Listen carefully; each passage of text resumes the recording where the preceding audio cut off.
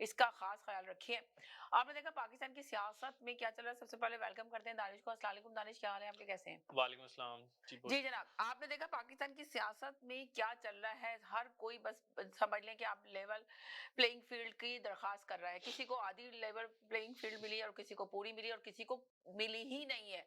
अब आप अंदाजा लगा लें कि नवाज शरीफ को लेवल प्लेइंग फील्ड पूरी मिल चुकी है, उसके बावजूद भी उनको शिकायत है कि जी मुझे 2018 में जो इमरान खान को दी गई थी वो दी जाए, और इमरान खान, उनकी बहुत बड़ी ये ख्वाहिश है कि इमरान खान को सारी जिंदगी जेल में रखा जाए और मुझे चौथी मर्तबा वजीर आजम बना दिया जाए। और शहबाज शरीफ का कहना है कि हम किसी सूरत भी नवाज शरीफ को वजीर आजम नहीं बनाएंगे, सिलेक्शन हमें कबूल नहीं है किसी सूरत भी। अवाम के वोटों से वो आए तो ज्यादा बेहतर होगा। इस सिलेक्शन को रोकना होगा, चाहे हमें कितनी भी मेहनत करनी पड़े, कितनी भी जद्दोजहद करनी पड़े। अगर ये सिलेक्शन का बाजार बंद नहीं होगा तो बहुत ज्यादा अवाम को मायूसी होगी। तो इस पे हम बात करेंगे, मगर आप लफ्जों का चुनाव बहुत अच्छे से अदा कीजिएगा, ऐसे लफ्ज बोलिए जिससे किसी की दिल आजारी ना हो। पीपल्स पार्टी कौन सी लेवल प्लेइंग फील्ड मांग रही है और तहरीक इंसाफ कौन सी मांग रहे हैं, और नवाज शरीफ जिनको मिल चुके हैं तब उनको भी यही शिकायत है। तो सबने शिकायतों का दफ्तर खोला हुआ है। अभी बात करेंगे कि कौन सी लेवल प्लेइंग फील्ड चाह रहे हैं ये लोग, कौन सी चाह रहे हैं, कि चाह रहे हैं कि पूरे पाकिस्तान पे एक ही जमात कब्जा कर ले और एक ही जमात उभर कर आए। नवाज शरीफ को किसी सूरत भी लोग कह रहे हैं कि एक्सेप्ट करने के लिए तैयार नहीं है। बिलावल भुट्टो कह रहे हैं कि किसी सूरत भी हम नवाज शरीफ को एक्सेप्ट नहीं करेंगे और नवाज शरीफ चौथी दफा वज़ीर आज़म नहीं बनेंगे। ये सारी बातें इस पे हम बात करेंगे। तो सबसे पहले जैदी भाई को लेती हूँ। जी जैदी भाई, क्या कहेंगे?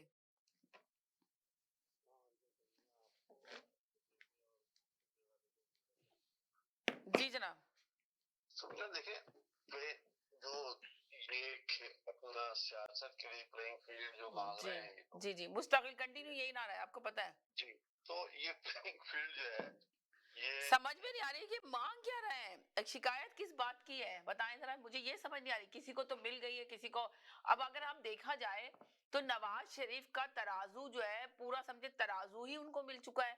नवाज शरीफ किस बात की शिकायत कर रहे हैं, जबकि उनके सारे केसेस कोई जमानत हो चुकी है। उनको वज़ीर आज़म बनाने के लिए उनकी जो पार्टी के लोग हैं वो मुसलसल यही कहते हैं कि चौथी दफा वज़ीर आज़म नवाज शरीफ ही बनेंगे। तो उनको भी यही शिकायत है, वो भी यही आके मीडिया के ऊपर कह रहे हैं कि जी लेवल तो प्लेइंग फील्ड मुझे भी चाहिए।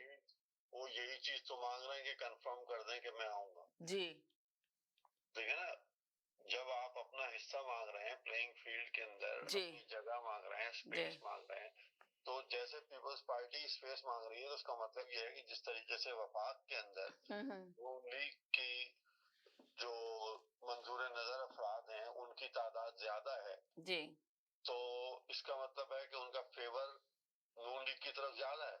हम्म। और इसी तरीके से पीपल्स पार्टी ये चाहती है कि सिंध के अंदर भी उसके मर्जी के वज़रा शामिल हों और कम से कम वफाक के अंदर भी उसके कुछ ऐसे लोग शामिल हों जो उसको वक्तन फवक्तन आने वाले इलेक्शन में कुछ ना कुछ आसानियां फराहम कर सकें। जी। इसी तरीके से नून लीग ये चाहती है कि हम्म। ये कब तक होता रहेगा कि हम मंजूर नजर हैं लेकिन कंफर्म नहीं हो रहा कि हम कंफर्म मंजूर नजर हैं या नहीं है। जी। ये कंफर्म क्यों नहीं हो रहा कि नवाज शरीफ ही चौथे वजीर आजम होंगे। हम्म। जैसे कि मैंने अपने गुज़िश्ता कई दिनों से मैं कह रहा हूँ कि अभी तक नवाज शरीफ जो है वो कंफर्म वजीर आजम नहीं है। जी तो इसी वो उनकी जो डिमांड है वो प्लेइंग फील्ड से मुराद यही है कि कंफर्म कर दिया जाए कि साहब जी, वो ये चाह रहे हैं कि किसी तरह भी मैं आँख खोलूं तो मुझे पता चल जाए कि मैं जो है ना जी गवर्नर हाउस में घूम रहा हूँ और चौथी दफा मैं वज़ीर आज़म जी बन गया और पूरे फुल इख्तियार के साथ मैं वज़ीर आज़म बनना दो चाहता दहाई हूँ। अक्सरियत अब के साथ। जी। जी और उनकी आप ये देखें राना सनाउल्लाह का जैसा बयान है कि वो ये चाहते हैं कि हैंग पार्लियामेंट जो है वो मुस्तकबिल की राहें जो है वो दुरुस्त नहीं कर सकती हम्म। और उसके लिए होना चाहिए कि कोई भी ऐसी जमात कोई भी जमात हो तो उसको अक्सरियत मिले। तो अक्सरियत जी अक्सरियत मिलने का मतलब ये है कि वो 2/3 अक्सरियत चाहते हैं ताकि वो अपनी मर्जी के फैसले कर सके जमात। जी। लेकिन ऐसा काफी अरसे से पाकिस्तान में नहीं हो रहा है, तवील अरसे से हम्म। कहीं ना कहीं मुश्तरका हुकूमतें बन रही हैं। हम्म। तो इसी तरीके से हमारे हिसाब से आने वाले दौर में भी एक मुश्तरका हुकूमत ही बन सकती है। किसी को इतनी ताकत नहीं दी जाएगी कि वो अपने मनमाने फैसले कर सके। तो ये इनकी प्लेइंग ये है लेवल प्लेइंग फील्ड। इनका कहना इसीलिए है कि हमें ऐसा मौका दे दिया जाए जी। कि हमें कोई कह रहा है कि हमें अच्छा खेलने का मौका दिया जाए यानी कि उनकी तादाद बढ़ाई जाए, और कोई ये कह रहा है कि हमें कंफर्म किया जाए कि हमारी पोजीशन इलेक्शन में क्या हो। लोग अभी तक इस चीज के अंदर ज्यादातर मुतासिर हैं कि नवाज शरीफ को जिस तरीके से प्रोटोकॉल दिया जा रहा है वो इसका मतलब ये है कि उनको सिलेक्ट कर लिया गया है, लेकिन हकीकतन अगर देखा जाए तो अभी तक उनके नाम को फाइनल नहीं किया गया और ना ही इन तमाम खिलाड़ियों को बताया जा रहा है कि कौन फाइनल उम्मीदवार है।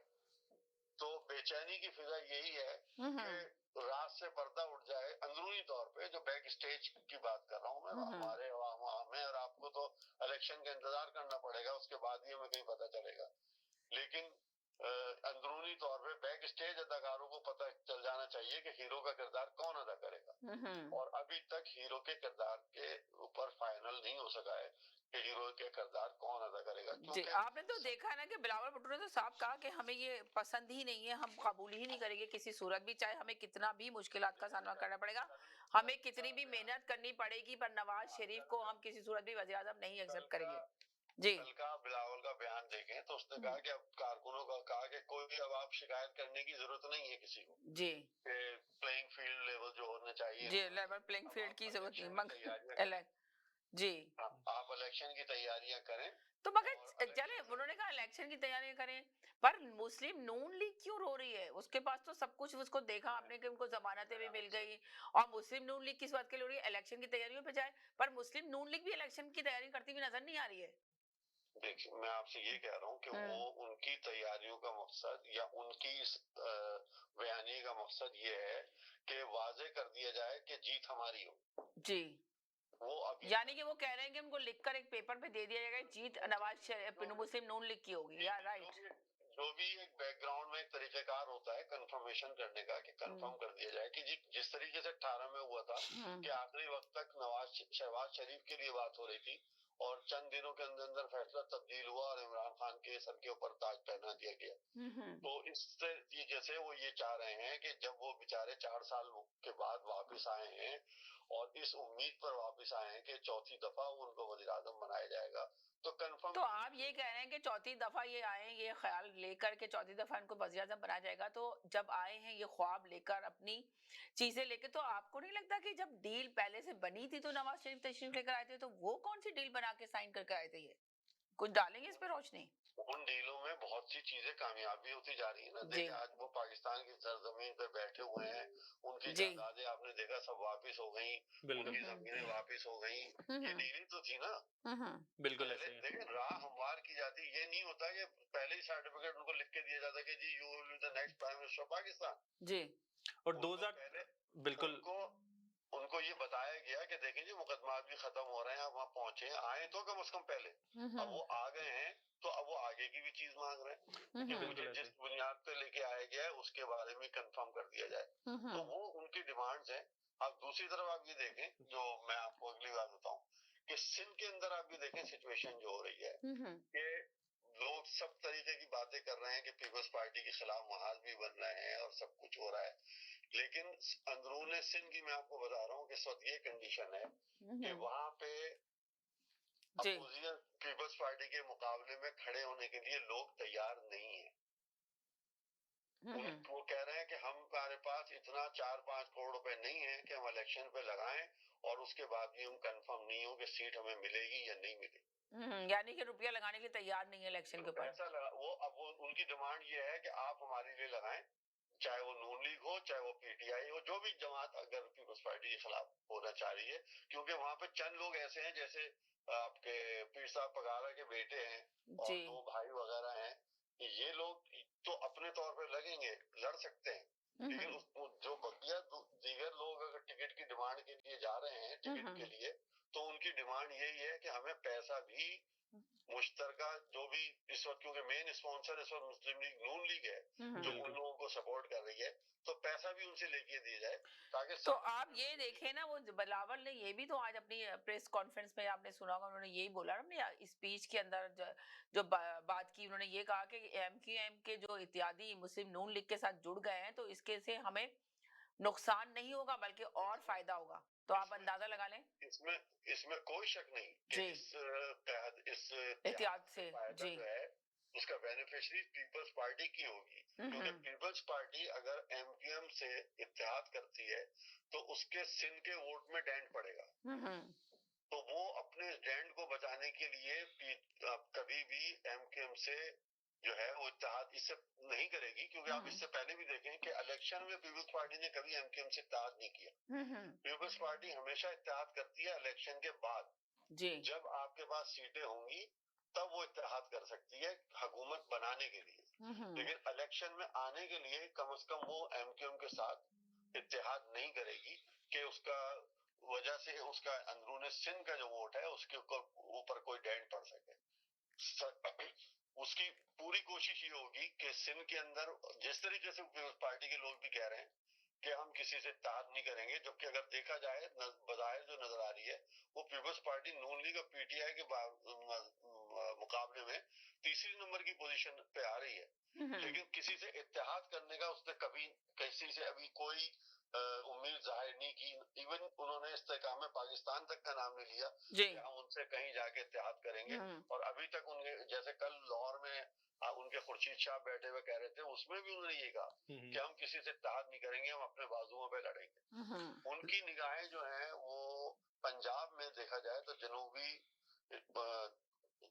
पंजाब की तरफ हैं, जहाँ पे तकरीबन 40 के करीब 39 to 42 सीटें हैं मेरे ख्याल से, वहाँ पे उनकी तरफ ज्यादा है और वहाँ पे इलेक्टेबल बड़ी तादाद के अंदर हैं। जैदी साहब, लेकिन अगर देखा जाए तो 2007 का इलेक्शन ले लें, सॉरी 2008 का इलेक्शन ले लें, 2013 का इलेक्शन ले लें, और इस दौरान जितने इलेक्शन हुए वो ले लें, 2018 से लेके 2022 में जितने बाय इलेक्शंस हुए आप वो देख लें, तो देखें रियलिस्टिक बात करते हैं, ग्राउंड रियलिटी की बात करते हैं, तो आपको एक चीज तो माननी पड़ेगी कि मुस्लिम लीग नवाज शरीफ के नाम का वोट बैंक बेशुमार है, बेतहाशा है, और अवाम जो है वो निकलती है बाहर और शेर पे मोहर लगाती है, शेर को जितवाती है और उनको ऐवानों में लेकर जाती है।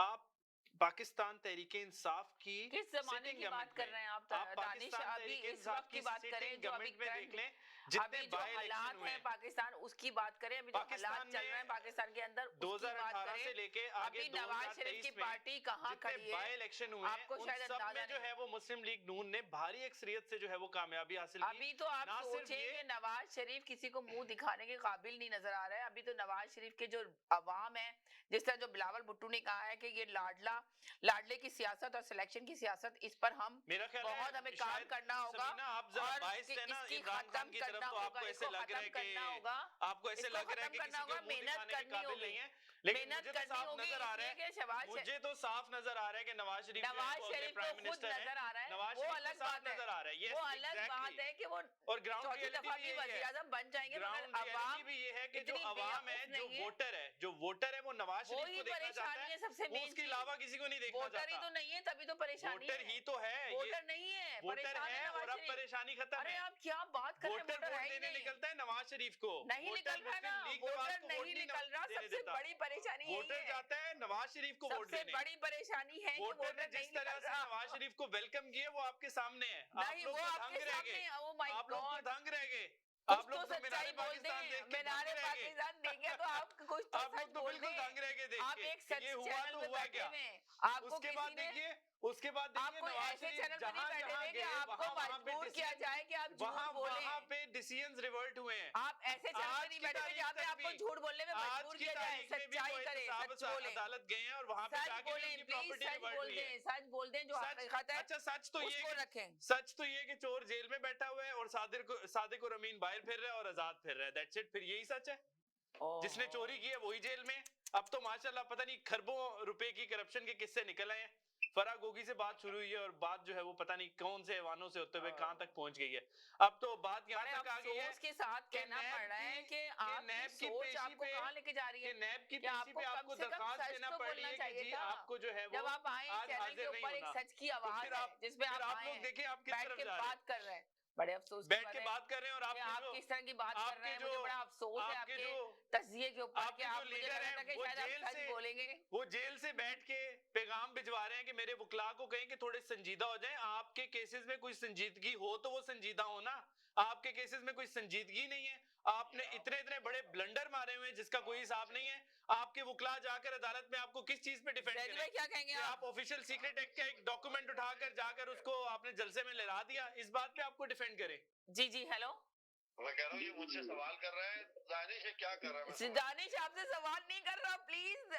जैदी भाई आपका मैं सिर्फ आपसे नाम लिया सवाल ही गया, मैं आपसे आपका सवाल ही कोई कर रहा सवाल था। नहीं था, ये मैं आपसे दानिश का सवाल ही कर रहा था, तज्जिया था, लेकिन दानिश का ये तज्जिया मैं तो था आपसे कि सवाल दानिश ही ने कर रहा था, बोलना शुरू लेकिन कर दिया। समीना के अंदर का जो पीटीआई वर्कर वो जाग गया। नहीं नहीं नहीं नहीं नहीं नहीं, हाँ, मैं हाँ, कभी भी नहीं, ये सारे चैनल वाले और सारे इनके देखने अंदर वाले की बायसनेस जाग 7 गई। इयर्स हो गए मुझे ये शो करते हुए। आपको अंदाजा होना चाहिए कि लोगों को पता है कि मैं चाहे मुस्लिम नून लीग के लोग हों बात करते हैं, मैं नवाज शरीफ के लिए भी बात करती हूँ, पीपल्स पार्टी के लिए भी बात करती हूँ, और आपने देखा मैंने स्टार्ट में बिलावल भुट्टो को ही लेकर बात की थी, मगर मुझे अफसोस हुआ कि लेकिन आपने आपने सारी ग्राउंड रियलिटी छोड़ दी आपने ना। पूरी झूठी आप 2000 कहानी आके अच्छा यहाँ एक पे बात मेंशन बताइए, कर दी। एक बात आपने बताइए। सच बात अच्छा कोई ठीक भी है, आके मेंशन नहीं की। एक चले मेरे अच्छा कॉलर चलिए मैं आपको सच बात बताता जी हूँ। सर, ये सच 2000 एक मिनट सच भी तो जी सुनिए। साजिद भाई, 2013 बहुत का देर से होल्ड पे। 2013 का जी इलेक्शन साजिद उठाकर भाई, देख लीजिए, पीटीआई के लोगों की एक जमानतें जब्त हुई सेकंड थी। साजिद भाई को, जमानतें जब्त हुई थी, अरे जोर जमानतें। से बोले प्लीज, जी तमाम सुनने देखने वालों को साजिद का सलाम मेरी बहन। तेज बोले जरा सा तेज। मुझे आपकी बात बहुत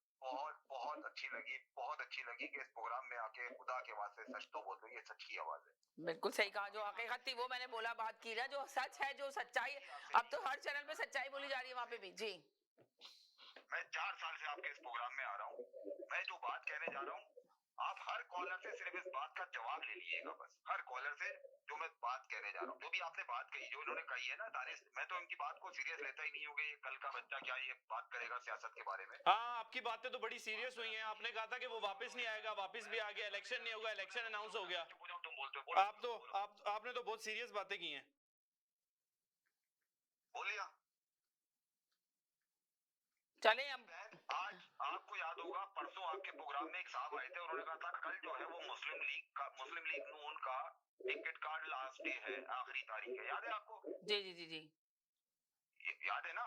हाँ हाँ बोले, आगे बोले। आज जी जी आज वो तारीख जो है वो 20 नवंबर तक बढ़ा दी गई है, क्योंकि टिकट लेने वाले लोग है ही नहीं। जी समझिए आप, अभी तो जैदी, लेने वाला नहीं। आप ये देख रहे हैं, अभी तो जैदी भाई ने ये बात आपको शुरू में स्टार्ट में मेंशन की है, आपकी समझ में नहीं आई ये बात? हाँ, अब आप हर एक आदमी से जरा पूछ लीजिएगा, जो भी जितने भी कॉलर आए, कि भाई टिकट लेने वाले कहाँ गए? नवाज शरीफ को तो प्रोटोकॉल मिल रहा है, फला मिल रहा है, धमाका मिल अब आप ये देखें ना कितनी घबराई हुई है मुस्लिम नून लीग, इस वक्त परेशान है। रहा है। अभी बाबा वो बोला है ना, जादी भाई ने तो अभी आपके सामने मेंशन किए कि वो चाह रहे हैं किसी तरह उनको प्रूफ मिल जाए हर चीज का। अभी वो कंफ्यूज है कि उनको अभी जो चीज की वजह से आए थे वो चौथी दफा के कह तो रहे, उनके कारकुन के चौथी दफा नवाज शरीफ ही वजीर आजम बनेंगे। कल बनेंगे क्या? 100% बनेंगे। इलेक्शन कमीशन चेयरमैन, इलेक्शन का जो चेयरमैन सेल है, उसने 20 तारीख की डेट बात दी है, क्योंकि जी इनके पास टिकट वाले लोग नहीं है, नवाज शरीफ के पास टिकट लेने वाले। एमक्यूएम ने कह दिया है कि हमें अभी टाइम चाहिए, उन्होंने मुज़ाकरात तय नहीं कर ली है। अभी तो अब बताया जैदी भाई ने कि भाई पैसा नहीं है, उन्होंने कहा कि इतना करोड़ रुपया दो तो हम खड़े होंगे, वो खड़े होने के लिए तैयार नहीं है, इसलिए कि उनके पास, उनको पता है ना कि पैसा देंगे तो खड़े होंगे टिकट लेके। वो ये है कि अगर हम आपका साथ भी देंगे तो ये हमारे वोट बेकार ना चले जाए जी, बात, हमारा पैसा ना डूब जाए, मेन चीज ये। जब जो पैसा लगाता है इलेक्शन में वो पैसा कमाता भी है, उसके बाद जब पैसा डूबता हुआ नजर आएगा तो क्यों लगाएगा, इसलिए नहीं लगा रहा। जैदी भाई आप यही कह रहे थे ना अभी? बिल्कुल ऐसी सिचुएशन है इस वक्त। जी इससे ज्यादा गंभीर सिचुएशन हुई हुई है कैंडिडेट्स के बारे में कि हर एक आदमी जो है वो पैसा लगाते हुए घबरा रहा है, क्योंकि अब इन्वेस्टमेंट 2-4 रुपए की नहीं है, राइट, करोड़ रुपए चाहिए। बिल्कुल सही कहा आपने। जब आप टिकट ही जो है एक इत्तला के मुताबिक 2 करोड़ से 5 करोड़ रुपए तो टिकट के मांगे जा रहे हैं। जब एक आदमी 5 करोड़ रुपए देके टिकट लेगा और टिकट लेने के बाद भी 8-10 करोड़ रुपए लगाएगा, तो 15 करोड़ के अंदर, 16 करोड़ के अंदर इलेक्शन किस तरीके से वो करेगा? और अगर ऐसी सूरत में उसका इलेक्शन वो लूज कर जाता है तो वो किस पोजीशन में आ जाएगा? तो इसलिए उनकी कोशिश ये है कि मेन पार्टीज उनको फंडेड करें ताकि वो इलेक्शन लड़ने के काबिल हो। अब 2-2, 5-5 करोड़ रुपए इस वक्त बहुत बड़ी रकम है सिर्फ टिकट खरीदने के लिए, और वहां जाके चांस हो जिसके बाद सिचुएशन जो है ना वो अभी आगे आगे आपको देखने में नजर आएगी। अब आप ये देख लेते कि जब इतनी बड़ी जमात के साथ इस वक्त ये सिचुएशन है, तो हम इसको कैसे लें कि पीटीआई भी तमाम जगहों पे टिकट दे देगी? जी, पीटीआई तो आपके सामने ही है ना, क्योंकि कारकुन तो बंद हैं बैठे हुए। हम ये दावा कर रहे हैं कि हमारी विक्ट्री जो है वो 100% है, तो आप हमें 2 से 5 करोड़ रुपए टिकट के लिए दें। तो टिकट कौन लेगा 5-5 करोड़ रुपए? सही बात है। बिल्कुल आपने सही कहा, ये हकीकत यही कहानी चल रही है, ये अभी तो मुझे ये हो रहा था। जी जी, तो किसी की कहने वाली की कहीं की बात वो यही रह जाएगी कि आखिर में ऐसा ना हो कि कुत्तों को वोट देने पड़े, कुत्तों को आप टिकट दें और वो इलेक्शन लड़े। हमारे मुल्क में होने क्या जा रहा है, आप ये देखें ना, हो क्या रहा है ये देखें आप, जी किस तरीके की सिचुएशन क्रिएट हो रही है। और मेरे हिसाब से इस इलेक्शन में जीतने वाले लोग जो हैं वो इससे दुगना तिगना कमाएंगे, क्योंकि आने वाले वक्तों में जब जो भी कैंडिडेट इलेक्शन जीत जाएंगे उनको वजीर आला के इलेक्शन जीतने में भी भारी रकम मिलेगी, उनको सेनेट के इलेक्शनों के दौरान भी भारी रकम मिलेगी, उनको सदारती इलेक्शन में भी भारी रकम मिलेगी।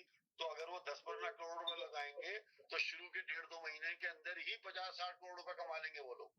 जी ये इलेक्शन उम्मीद जो जीते हुए लोग होंगे उनके लिए बहुत बड़ी अच्छी सरमायाकारी होगी मेरे हिसाब से। सॉरी, मैं आपकी कॉल काट रहा हूँ, मुझे सिर्फ एक क्वेश्चन पूछनी है आपसे।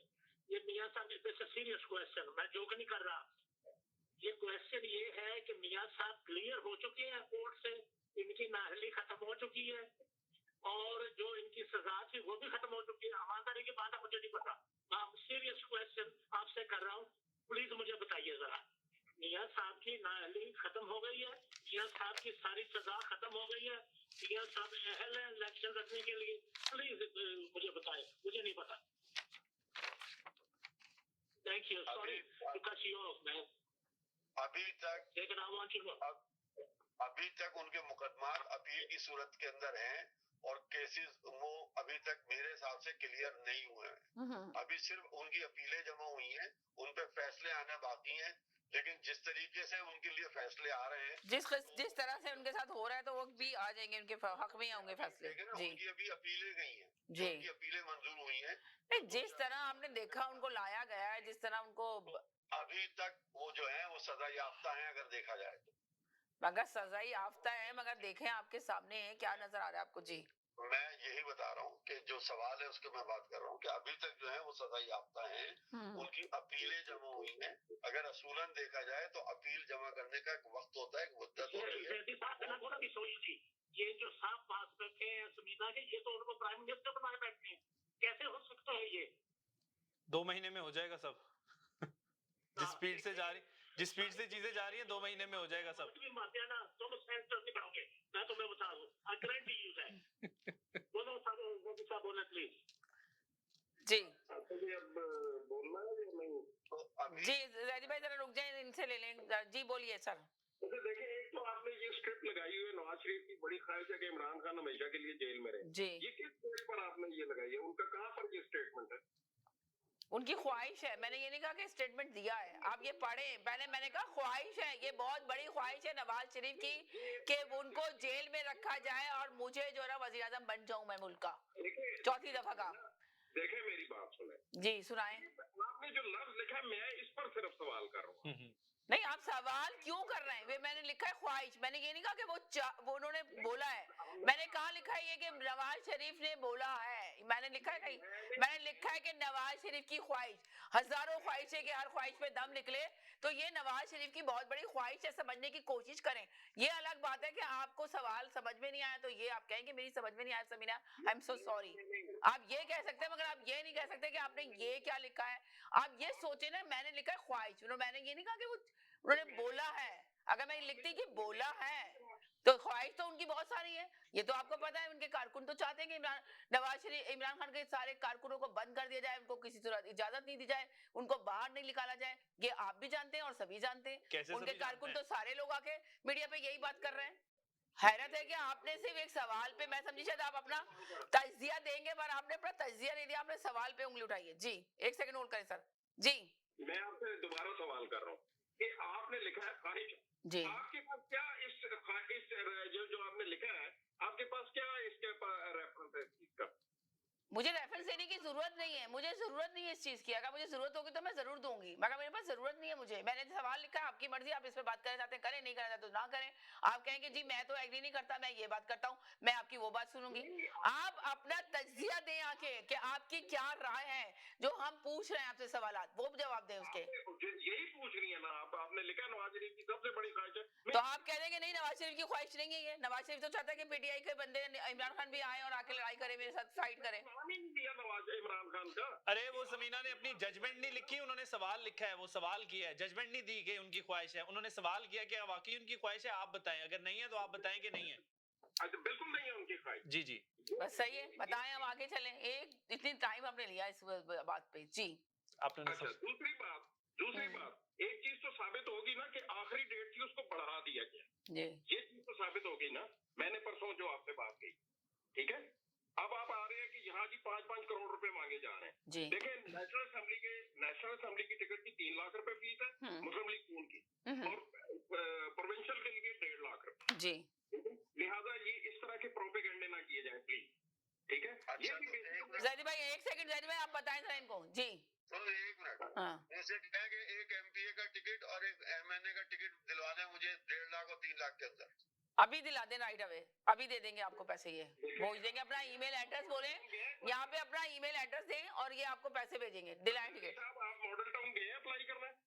सर जी मुझे आप ये छोड़ दे, मॉडल टाउन गया नहीं गया, जो मैं आपको बता रहा हूँ। मैं गलत बात कर रहे हैं ना, सुन लेना, आप गलत बात कर रहे हैं। सुन लेना, मुझे मालूम है, मैं अपनी खबर पे कायम हूँ, मैं अपनी बात पे कायम हूँ।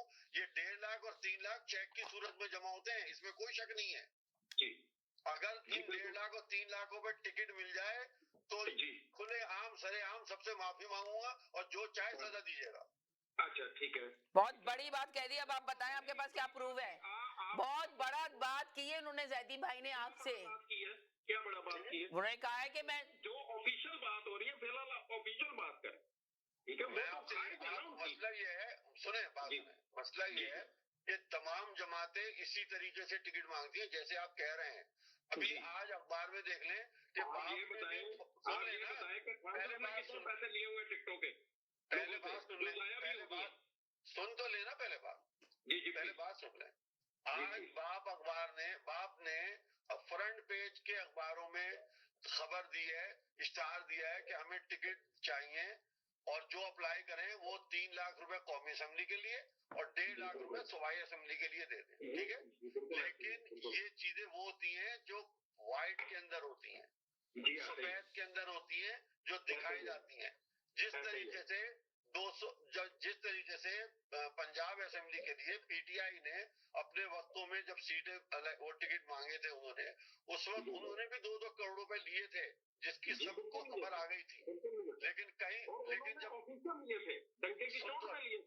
सुन तो लेना, यही मैं कह रहा हूँ कि यही तरीकेकार पीपल्स पार्टी का होता है, यही नून लीग का होता है कि व्हाइट के अंदर जो होते हैं वो रकम होती है जो इलेक्शन कमीशन को दिखाई जाती है। लेकिन 5 करोड़ रुपए वो होते हैं जो ब्रीफकेस के अंदर पार्टी के चेयरमैन को दिए जाते हैं। जी आपने अगर पाकिस्तान, अब आपकी समझ में आ गई। पाकिस्तान की अगर सियासत नहीं जानते, देखिए क्यों दे रहे हैं लोग नाले टिकट? यही तो मैं नहीं दे रहे ना, यही तो सवाल। अभी जैदी भाई ने यही सवाल उठाया है कि नहीं ले रहे लोग टिकट नहीं ले रहे, यही बोला है जैदी भाई ने। आपकी समझ में नहीं आई बात ये? नहीं तो आप ये मुझे बता दें, अरे नहीं है यही तो। अरे आपकी समझ में कुछ आया नहीं जैदी भाई, दोबारा से अपना तजिया दे दें प्लीज, इनकी समझ में नहीं आया। मैं यही तो कह रहा हूँ कि लोग पैसे देने को तैयार नहीं है। ये सुन ही नहीं रहे। आप कह रहे हैं दे क्यों रहे हैं भाई? वो देने के लिए तैयार ही नहीं है ना, टिकट नहीं ले रहा है, ना टिकट ले रहा है ना दे रहा है। तो यही तो सवाल उठाया है। अच्छा नहीं, डेट आप लोग अभी इन्होंने कहा कि 5 करोड़ रुपए मांग रहे हैं, मुझे ले दे 5 करोड़। अभी इन्होंने कही है बात, अभी 2 मिनट पहले कह रहे हैं कि 2 मिनट पहले इन्होंने कही है कि मुझे दे दे 5 करोड़ का टिकट। 5 करोड़ मैं देने के लिए तैयार हूँ।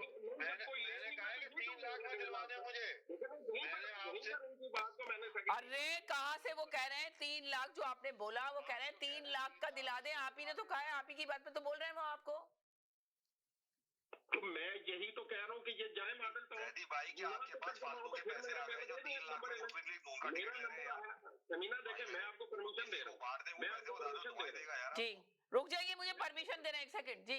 एक सेकंड सुने गौर से, मैं आपको परमिशन दे रहा हूँ। ठीक है ये मॉडल टाउन जाए, जी। ये 1.5 लाख, भाई ये तो उनकी मर्जी, वो टिकट दे ना दें, ये अप्लाई तो करें ना। अगर नहीं उनका कोई टिकट ले रहा तो फिर कौन वहाँ अप्लाई करेगा? वो तो फिर मुफ्त देंगे, 1.5 लाख भी नहीं देंगे। आप लोग जैसे कह रहे हैं कि उसको टिकट ही कोई नहीं ले रहा मुस्लिम लीग का। आपने अभी कहा कि नवाज शरीफ किसी को मुंह दिखाने के काबिल नहीं। इस तरह की बातें ना करें प्लीज। आप ये एक बात सुने, बातें नहीं करी, सिर्फ मेंशन किए ये बातें चल रही है सारे मीडिया के अंदर। कहाँ पे अभी चल आप रही हैं? देखेंगे आप ही ने नवाज बोला है। शरीफ की कहाँ बॉडी पे चल रही लैंग्वेज हैं? काम नहीं कर रही। कौन से मीडिया पे चल रही हैं? नवाज शरीफ बात कौन करने से के लिए मीडिया पे तैयार चल नहीं है रही हैं? अभी। किसने आप कराया देखिए है? किस कदर कंफ्यूज नजर आ रहे हैं। प्रेस हर कॉन्फ्रेंस कोई की बोले है। चला जा रहा है, ये मुसलसल मीनारे यही बात कर रहे पाकिस्तान हैं पे, कि कितना मीनारे गलत किया पाकिस्तान में है इतना बड़ा जलसा कि किया लेकर इन्होंने। आए। कम ऑन, कोर कमेटी का इजलास किया है, हर रोज बैठते हैं, मीडिया पर आते हैं, कहां से किसी को मुंह दिखाने के काबिल नहीं है। जो मुंह दिखाने के काबिल नहीं है वो जेल की सलाखों के पीछे है। ना उसका मुंह लाते हैं मीडिया के ऊपर, ना उसका मुंह दिखाते हैं मीडिया के ऊपर, क्योंकि वो मुंह दिखाने के काबिल ही नहीं है। That's it. साहब कह रहे हैं 5 करोड़ रुपए टिकट का लग रहा है। टिकट ले रहे हैं। अभी जो जैदी भाई ने बात की उसको मुझे लग रहा है आप अभी तक अंडरस्टैंड नहीं कर सके। आप बात को आप कह रहे हैं टिकट हकाइक को हकाइक की तरह पेश करें, मोड़ तोड़ के ना पेश करें। जो मुंह दिखाने के काबिल नहीं है वो सलाखों के पीछे बैठा हुआ है, उसका मुंह ना आता है ना दिखाया जाता है। आप में से मुझे ये बता दें कितने आदमियों ने कितने इलेक्शनों को देखा है? इतने सारे इलेक्शन तो देखे हैं। 2007 का देखा है, 13 का देखा है, 18 का देखा है, और इसके अलावा बाई इलेक्शंस भी देखे हैं। जैदी साहब मैं दोबारा आपसे सवाल करना चाह रहा हूँ प्लीज। आपने समीना साहिबा को इन्फॉर्म किया कि कोई टिकटें लेने वाला नहीं है। साथ आप कह रहे हैं 5 करोड़ रुपए उन्होंने टिकट रखी हुई है। भाई ये तो डिमांड एंड सप्लाई का वो है ना सारा सिलसिला। अगर डिमांड है तो 5 करोड़ रुपए भी ना ले लो, ना ले। क्यों ले रहे हैं जब इतनी खराब पार्टी है? आप परचून की दुकान नहीं खोल रहे, आप सियासत खेल रहे हैं। तो फिर क्या, फिर आप ये कैसे कह रहे हैं कि टिकटें कोई नहीं ले रहा? अभी तो मैं आपसे कह रहा हूँ खड़े हो जाए ना। आप पहले एक चीज डिसाइड कर लें कि आप कहना क्या चाह रहे हैं। मुझे लग रहा है सर आपकी समझ में नहीं आ रहा। मेन चीज ये आपकी समझ में नहीं आ रहा। लेकिन आपने मुस्लिम लीग नून का चश्मा पहना हुआ है जी। अल्लाह का करम है, मेरे पास जो है वो गैर जानिबदारी का चश्मा है। राइट। आप अगर मुझे सुने तो मैं उतार दे तुम चश्मा, आप दोबारा बताएं। चल मैं आपको क्या दोबारा बताऊं? मैं आपको मतलब हिफ्ज करके दूं? आप कोई बच्चे हैं, मैं आपको हिफ्ज करवाऊंगा क्या? आपने 2 मिनट पहले कहा मुझे यही कह रहा हूँ 3 लाख का ले दे टिकट। 3 लाख का टिकट कौमी का और 1.5 लाख का सूबाई का अखबारों के अंदर है। ये चीज समझने की कोशिश करें अगर आप पाकिस्तान की सियासत को जानते हैं। वो तो पार्टी फी है ना। समझ रहे हैं आप पाकिस्तान की सियासत को अगर आप समझते हैं। आपने कहा कि कोई लेने वाला नहीं है टिकट। सुन तो लेना भाई, सुन तो लेना यार। बात ना लेने वाला आप पता नहीं कहाँ पे अटके हुए। ये वहां पे अटक गए जो आपने कहा कि लोगों के पास पैसा नहीं है लगाने के लिए, इसलिए कि लोगों को पता है रिटर्न वापस नहीं मिलेगा, इसलिए लोग टिकट नहीं ले रहे हैं। पर इनकी ये बात इतनी छोटी सी बात है, वो जो समझने से ये खासिर है। मेन चीज ये है सर, आपको समझने की जरूरत है। जैदी भाई ने बिल्कुल साफ लफ्जों में ये बात की और ये हकीकत है। आप जाएं पाकिस्तान का मीडिया खोलें, आपकी सारी बात समझ में आ जाएगी। मेन चीज ये यही तो कह रहा हूँ अल्लाह के बंदे। पहले तो मैंने आपको परसों ये इन्फॉर्मेशन दी थी कि वो फलाने दिन आखिरी डेट है। आज उन्होंने डेट एक्सटेंड कर दी है। उस दिन भी आप लोग नहीं मान रहे थे ये बात। आज मैं ये बात कह रहा हूँ कि अगर आप लोगों ने जैसे कहा कि कोई टिकटें लेने वाला नहीं है, जब लेने वाला नहीं है तो फिर तो मुस्लिम लीग लोगों से मिलते करेगी जी हमारा टिकट ले लो। मैं तो सिंपल सी बात कर रहा हूँ। अभी तो विनिंग टिकट ही मुस्लिम लीग नून का है, वो तो क्लियर है, क्लियर सी बात है। तो मैं यही जो भी हजरात ये बात कर रहे हैं, थोड़ी देर पहले मैं बड़े गौर से सुना खामोशी से कि आप लोगों ने कहा कि कोई टिकटें लेने वाला नहीं है मुस्लिम लीग नून की। जब आप चंद दिनों के अंदर देख लेंगे सूरत हाल, आने वालों में आने वाले दिन भी बाकी है ना। आप पास आगे चलेंगे ना, फ्यूचर में चलेंगे। फ्यूचर में नहीं गए, अभी माजी में ही है वो। फ्यूचर में नहीं गए, माजी में ही है। माजी में नहीं, हाल में। अभी माजी हाल में, हाल की बातें कर रहे हैं। अभी जो हाल में आप देख रहे हैं उसकी बातें कर रहे हैं जैदी भाई। इसका नतीजा तो फ्यूचर में आएगा ना भाई। हाल का तो वो पिंकी भी बताया करती थी हाल में क्या होगा। अब तो प्रेजेंट में ही नहीं है ना। मेन चीज यही है, आपकी समझ में नहीं आ रही। मसला ये है, अब क्या किया जाए?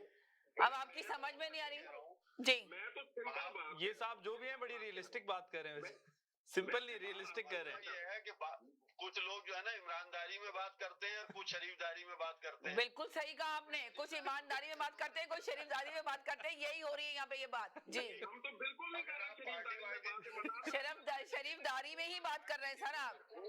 आपको कुछ पता ही नहीं चल रहा, आप सच्चाई को देखना नहीं चाहते, आपने आंखें बंद की हुई, आप सच्चाई नहीं देखना चाहते। मेन चीज ये है, जो ईमानदारी में बात करते हैं वो भी सच्चाई नहीं देखते। हम आपसे पूछते हैं तो बता दे, पूछ क्या रहे हैं, अभी बता तो रहे हैं सदी भाई, आप तस्लीम करने की तैयारी नहीं, एक्सेप्ट ही नहीं कर रहे हैं आप उनकी बात को। वो बार बार आपको बता रहे हैं, बार बार कह रहे हैं, आपने उनके बयानिया पे तो आपने उनको पकड़ लिया, मगर आप पकड़ने के बाद आप तस्लीम नहीं कर रहे हैं। हैरत की बात है, मुझे समझ नहीं आ रहा कि आप क्यों नहीं तस्लीम कर रहे हैं इस बात को। आप गोल गोल के घुमाए चले जा रहे हैं, गोल गोल घुमाए चले कहीं जाएगा, मेरे साथ रहेगा, छोटे से ब्रेक के बाद वापस आती हूँ। मशरकी तहजीब की खूबसूरत दास्तान, बरसों से चली आ रही रिवायतों का पासबान, खुशबू और जायके का वही कदरदान, करते हैं हर खाने में अपने लज्जत का एहतमाम। हर पकवान है बेमिसाल, हर खुशबू है लाजवाब। कढ़ाई पॉइंट, जायका ऐसा कि दिल जीत ले। आज ही हमारे कढ़ाई पॉइंट तशरीफ लाएं और अपनी खुशियों को हमारे संग मनाएं। कढ़ाई point, made with quality and flavored with passion. Popeyes has opened a brand new location in downtown Vancouver. Satisfy your craving for Cajun at this new location off West Georgia and Hamilton Street, where you'll find all your favorite Louisiana-inspired menu items. We sampled the unrivaled trio of sandwiches, the classic, the deluxe, and the blackened deluxe chicken sandwich, and all were delicious. All of the signature fried chicken is marinated for 12 hours, then hand-battered and breaded, served with Cajun fries and mac and cheese on the side. Plus, for a limited time, you can try Popeye's Crispy Chicken Wrap, available now until September 3rd. Check out the new Popeye's location at 700 Hamilton Street today. Who are you bringing with you? Tag them in the comments. This is the latest opening in BC for Popeyes, with more openings coming soon in both Alberta and BC by PLK Group. Love that chicken from Popeyes. मैं नासिर शाह आपका mortgage broker. अगर आपको mortgage चाहिए, किसी तरह की hotel लेना है, मोटल लेना है, गैस स्टेशन लेना है या किसी प्लाजे में कोई यूनिट बाई करना है, तो उसके लिए आप हमें कॉल करें। हम दो चीजों की गारंटी करते हैं, आपको बेस्ट टर्म्स एंड कंडीशन और बेस्ट रेट दिलाएंगे। आप कॉल करें 647-741-9000, 647-741-9000।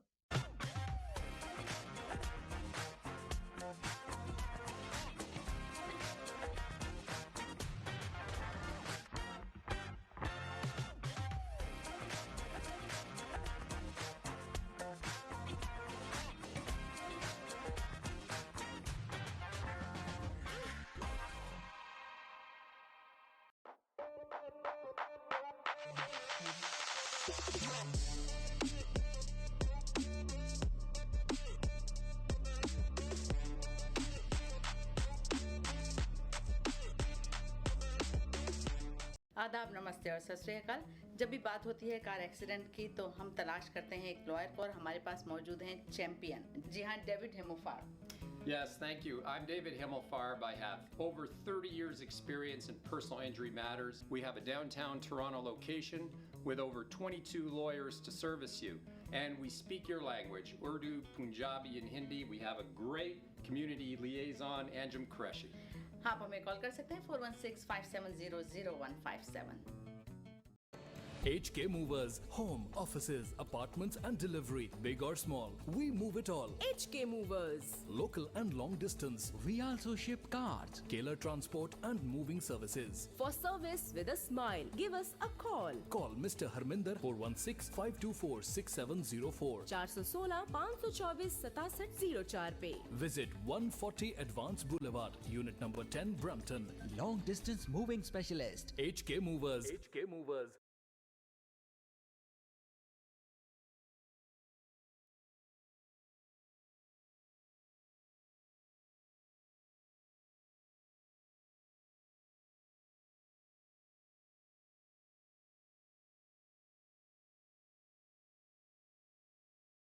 हम गए थे एक छोटे से ब्रेक की तरफ, ब्रेक के बाद वापस आए। आप देख रहे हैं अपना पसंदीदा प्रोग्राम तकरार, और आप देख रहे हैं अपने चैनल आवाज एंटरटेनमेंट देख रहे हैं। मेरे साथ सादी भाई मौजूद है। जी सादी भाई बोले, क्या कहेंगे?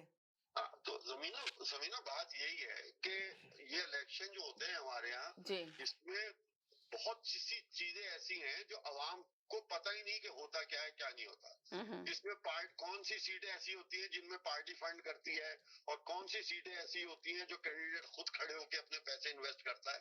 और अब जो सूरत हाल है वो चेंज हो चुकी है, खासकर इस दफा के इलेक्शन में जो सूरत हाल है और जो मैंने आपको बताया था कि जो ये सूरत हाल वहां पैदा हुई है कि इतनी बड़ी बड़ी डिमांड के बाद और हर पार्टी ये दावा कर रही है कि मैं हुकूमत बनाऊंगा मरकज के अंदर और मुझे इतने पैसे चाहिए, तो इतना आसान नहीं है सूरत हाल। आप ये देखें कि इतनी खतरनाक जिसे कहना चाहिए या खराब सूरत हाल जो है वो कभी भी नहीं थी मेरे ख्याल से पाकिस्तान में इलेक्शन में जितनी इस वक्त हुई है। और इतनी अफरा तफरी या बेयकीनी, बिल्कुल आपने बिल्कुल सही कहा। इस वक्त बेयकीनी का आलम है, किसी को यकीन नहीं है। इलेक्शन की डेट दे दी गई है, फिर भी लोगों को यकीन नहीं आ रहा इस बात पर। अब इस वक्त की मैं आपको बताऊं कि खबर ये भी चल रही है कि बुशरा बीबी कभी भी ये जो परसों जो रिपोर्ट निकली है फराग होगी के बारे में, उस सिलसिले में किसी भी वक्त उनकी गिरफ्तारी हो सकती है आने वाले दिनों के अंदर। और अब वो गवाह से ज्यादा वो उनकी गिरफ्तारी की पोजीशन में बातचीत जा रही है और उनको गिरफ्तार किया जा सकता है। तो आप ये देखें फजलुर रहमान की तरफ से, आप ये देखें कि फजलुर रहमान ये कह रहे हैं कि इमरान खान के हाथ बांध के इलेक्शन नहीं लड़े जा सकते।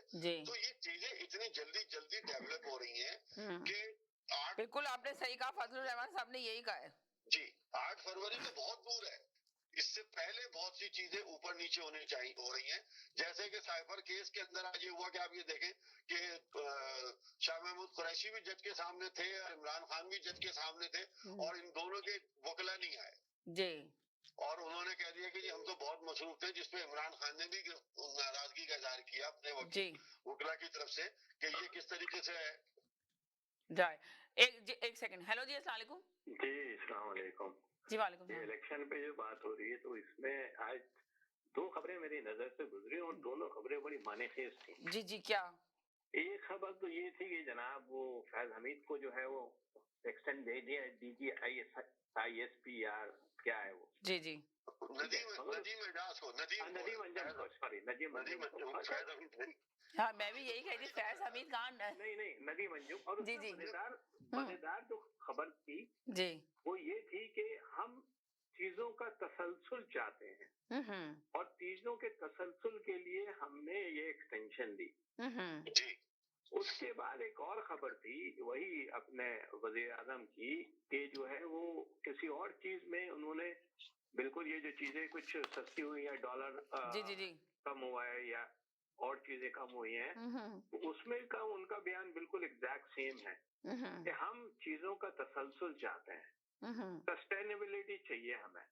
तो अब मुझे ये 2 बयान देख के, एक जैसे बयान देख के मुझे लगा कि सिस्टम क्या ऐसा तो नहीं कि यही सिस्टम रहे, क्योंकि चीजें अब आप देखें बहुत सारी उसमें न्यूज आप देखें आज न्यूज़पेपर में जी वो पॉजिटिविटी दिखा रही है कि जी डॉलर बढ़ गया यानी कि रिजर्व बढ़ गए हैं। फिर एक और न्यूज थी कि बैरून मुल्क पाकिस्तानियों ने इस महीने बहुत ज्यादा डॉलर भेजे जी। फिर उसके बाद उन्होंने बताया कि महंगाई पे थोड़ा काबू हो गया है। फिर उसके बाद एक खबर सीपैक के हवाले से थी। तो सारी पॉजिटिव न्यूज थी और उसके साथ 2 न्यूज़ें ये बड़ी मानेखेज थी। अगर उसको गौर से पढ़ें तो दोनों न्यूज में वजीर आजम नाब काकर साहब ने कहा कि हमें सस्टेनेबिलिटी चाहिए, तसलसल चाहिए और मुल्क को ग्रो करने के लिए और आगे ले जाने के लिए।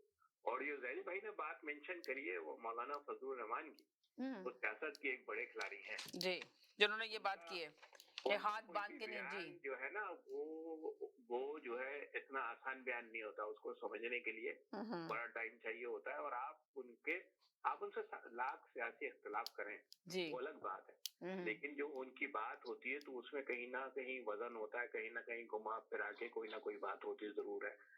तो अगर वो इलेक्शन के बारे में शको शुबात का इजहार कर रहे हैं और जो गवर्नमेंट की मौजूदा पॉलिसी नजर आ रही है और बड़े बड़े फैसले लेने जा रही है गवर्नमेंट, सिंध की गवर्नमेंट ने बड़े 2 फैसले लिए हैं, अगर किसी ने वो खबर पढ़ी है तो एक वो मार्टिन क्वार्टर और जंगी रोड के बारे में एक बड़ी खबर ली है। अगर रजी भाई या किसी और ने वो खबर देखी है कि उन्होंने वहां पे वो सारा डिमोलिश करके वो अपार्टमेंट बना रहे हैं वहां पे। हाँ वो मैं कह रहा हूँ कि ये इतनी बड़ी बात है कि ये निगरान गवर्नमेंट जिसको 30-20 दिन रह गए हैं, ये इतना बड़ा स्टेप ले नहीं सकती है। और इसके अलावा भी एक सिंध गवर्नमेंट ने स्टेप लिया है कुछ बाहर के मुल्कों से कुछ कोलैबोरेशन करने का, वो भी निगाह गवर्नमेंट करने की मजाज नहीं है, लेकिन वो कर रही है। तो उनको भी कहीं ना कहीं से आशीर्वाद कह लें हायर अथॉरिटी से है कि ये अभी तक फिर डाउट लगता है। और फिर दूसरी बात ये पैसों की बात हो रही है कि इलेक्शन में इतने पैसे लगाए जाएंगे, फिर लिविंग प्लेइंग फील्ड की बात हो रही है।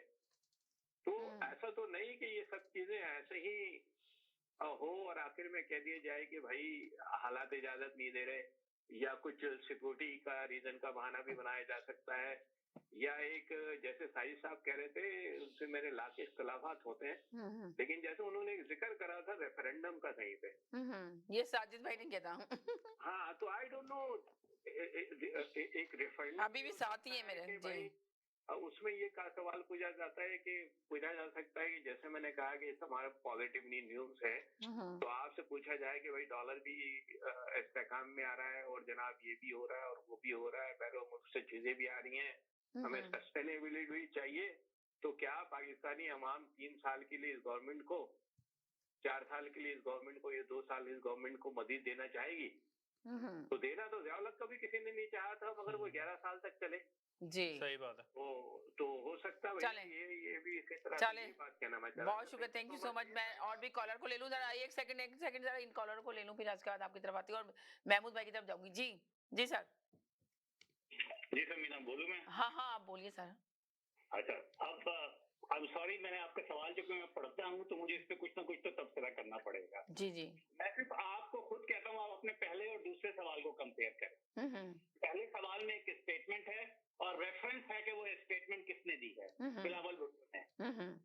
उसके बाद जो है साइन ऑफ एक्सक्लेमेशन है, हो सकता है इसलिए कि स्टेटमेंट है बिलावल भुट्टो की। एंड मैं एडिटोरियल कंट्रोल की बात कर रहा हूँ, मैं यहाँ उस सवाल के कंटेंट से मुझे कोई मतलब ही नहीं है। जी जी। उसके बाद आप फिर पूछते हैं कि आपकी राय, 2 जगह आपने सवालिया निशान लगाया जी। दूसरे सवाल पे आ जाए। तो दूसरा सवाल जो है एक स्टेटमेंट है, हमें नहीं बताता है कि किसकी स्टेटमेंट है। आप बताइए किसकी स्टेटमेंट है? कौन सी स्टेटमेंट की बात कर रहे हैं आप? जो आपने लिखा है दूसरा सवाल के नवाज शरीफ के बड़ी ख्वाहिश है कि इमरान खान साहब जो है जेल में रहे जिंदगी भर, ये स्टेटमेंट किसने दी है? ये नवाज शरीफ की जो मैंने पहला क्वेश्चन कर रहे हैं ना, जो सवाल आपको नजर आ रहा है, पहला ठीक है, पहला जो है एडिटोरियल मेयार पे पूरा उतरता है। जिसने ये जुमला कहा है उसका नाम मौजूद है और सवालिया निशान जो लगे हुए हैं वो सही जगह है। नवाज शरीफ की सबसे बड़ी ख्वाहिश पे जा रहे हैं ना आप। नवाज शरीफ की सबसे बड़ी ख्वाहिश है कि इमरान खान को हमेशा के लिए जेल में सड़ाया जाए, सड़ जाए। इसका सोर्स क्या है? इस खबर का सोर्स क्या है? ये छोड़े ना आप, ये सवाल है, आपकी मर्जी है कि आप इसका जवाब देना चाहते हैं तो दे, नहीं देना चाहते नहीं दे। इसलिए कि मुस्लिम नून लीग की तो बहुत बड़ी ख्वाहिश है कि इमरान खान को पूरा मुस्तकिल जेल में रख दिया जाए और जेल से बाहर ना ही आए। सवाल नहीं है ये, सवाल इसलिए नहीं, मैं आपको टेक्निकली बता रहा हूँ, मुझे सिर्फ कंटेंट से कोई मतलब ही नहीं है। आपने एक्सक्लेमेशन और मार्क लगाया है, जहाँ एक्सक्लेमेशन आप मार्क आपने लगाया है वो जो है स्टेटमेंट हो गया है, ठीक है? उस स्टेटमेंट पे आप राय पूछ रही हैं। जी जी, क्वेश्चन मार्क नहीं लगा हुआ। आप ये कहना चाह रहे हैं क्वेश्चन मार्क नहीं लगा हुआ?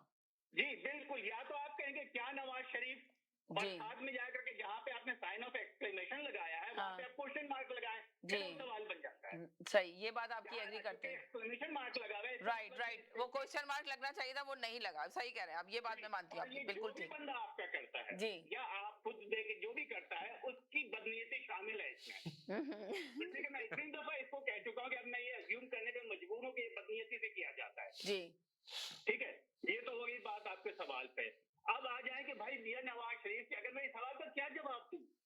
यानी किसी की ख्वाहिश मुझे कैसे पता चल सकती जब तक वो अपने मुंह से ना कहे? या तो मैं पिंकी पिरनी हूँ जो कि समझ जाऊं कि आपने इमरान खान या मियां नवाज शरीफ की क्या ख्वाहिश है। जी, आपके किसी भी कॉलर को आकर के वो इस पे कैसे बात कर सकता है कि वो किसी ख्वाहिश पढ़ने के काबिल हो जाए? या तो आप कह दे कि ये समीना की स्टेटमेंट है कि मियां नवाज शरीफ की ये ख्वाहिश है। तो आप इंसाफ करें। मैं देख रहा हूं कि जैसे जैसे इमरान खान पे मुश्किल वक्त आ रहा है, आपके प्रोग्राम का एडिटोरियल मेयार, मैं उसमें कंटेंट के सवाल पर तो एतराज ही नहीं कर रहा हूं, उसका एडिटोरियल मेयार खराब हो रहा है और ये फ्रस्ट्रेशन की निशानी है। जी, ये मेरी एनालिसिस है, मैं बता रहा हूँ, ये फ्रस्ट्रेशन की निशानी है। ठीक है, इलेक्शन होंगे,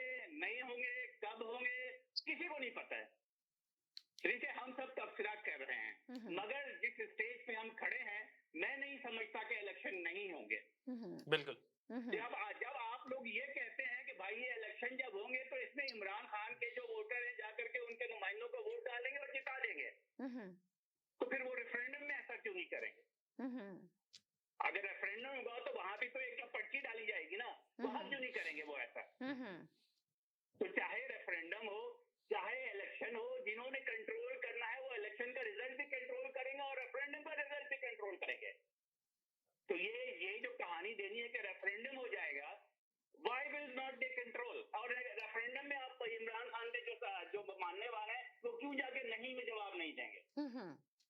ऐसा हो नहीं सकता कि इलेक्शन ना हो। इलेक्शन रेफरेंडम की बुनियाद पर नहीं होंगे, अगर होगा तो वो इमरजेंसी लगा देंगे। आपकी सुप्रीम कोर्ट को उन्होंने डिफ्यूज करना है। अगर सुप्रीम कोर्ट के पास जो है पावर बरकरार रहेगी कि वो कोई भी अमल करते हैं और सुप्रीम कोर्ट आकर के उसको नलिफाई कर देती है, ये तो सिनेरियो क्रिएट ही नहीं हो सकता। सबसे पहले वो जिसको डिफ्यूज करेंगे वो सुप्रीम कोर्ट को, और वो इमरजेंसी पावर लगाएंगे और कोई सुप्रीम कोर्ट की अप्रूवल की जरूरत नहीं होगी। भाई रेफरेंडम वो कराएंगे तो लोग चले जाएंगे सुप्रीम कोर्ट में, सुप्रीम कोर्ट कहेगी कि नहीं रेफरेंडम नहीं हो सकता, इलेक्शन हो सकता है, फिर क्या करेंगे? भाई आप लोगों ने उनको समझा गया है?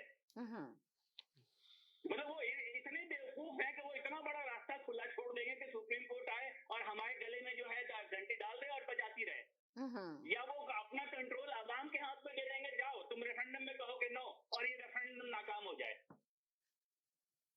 पावर गेम ऐसे नहीं खेली जाती।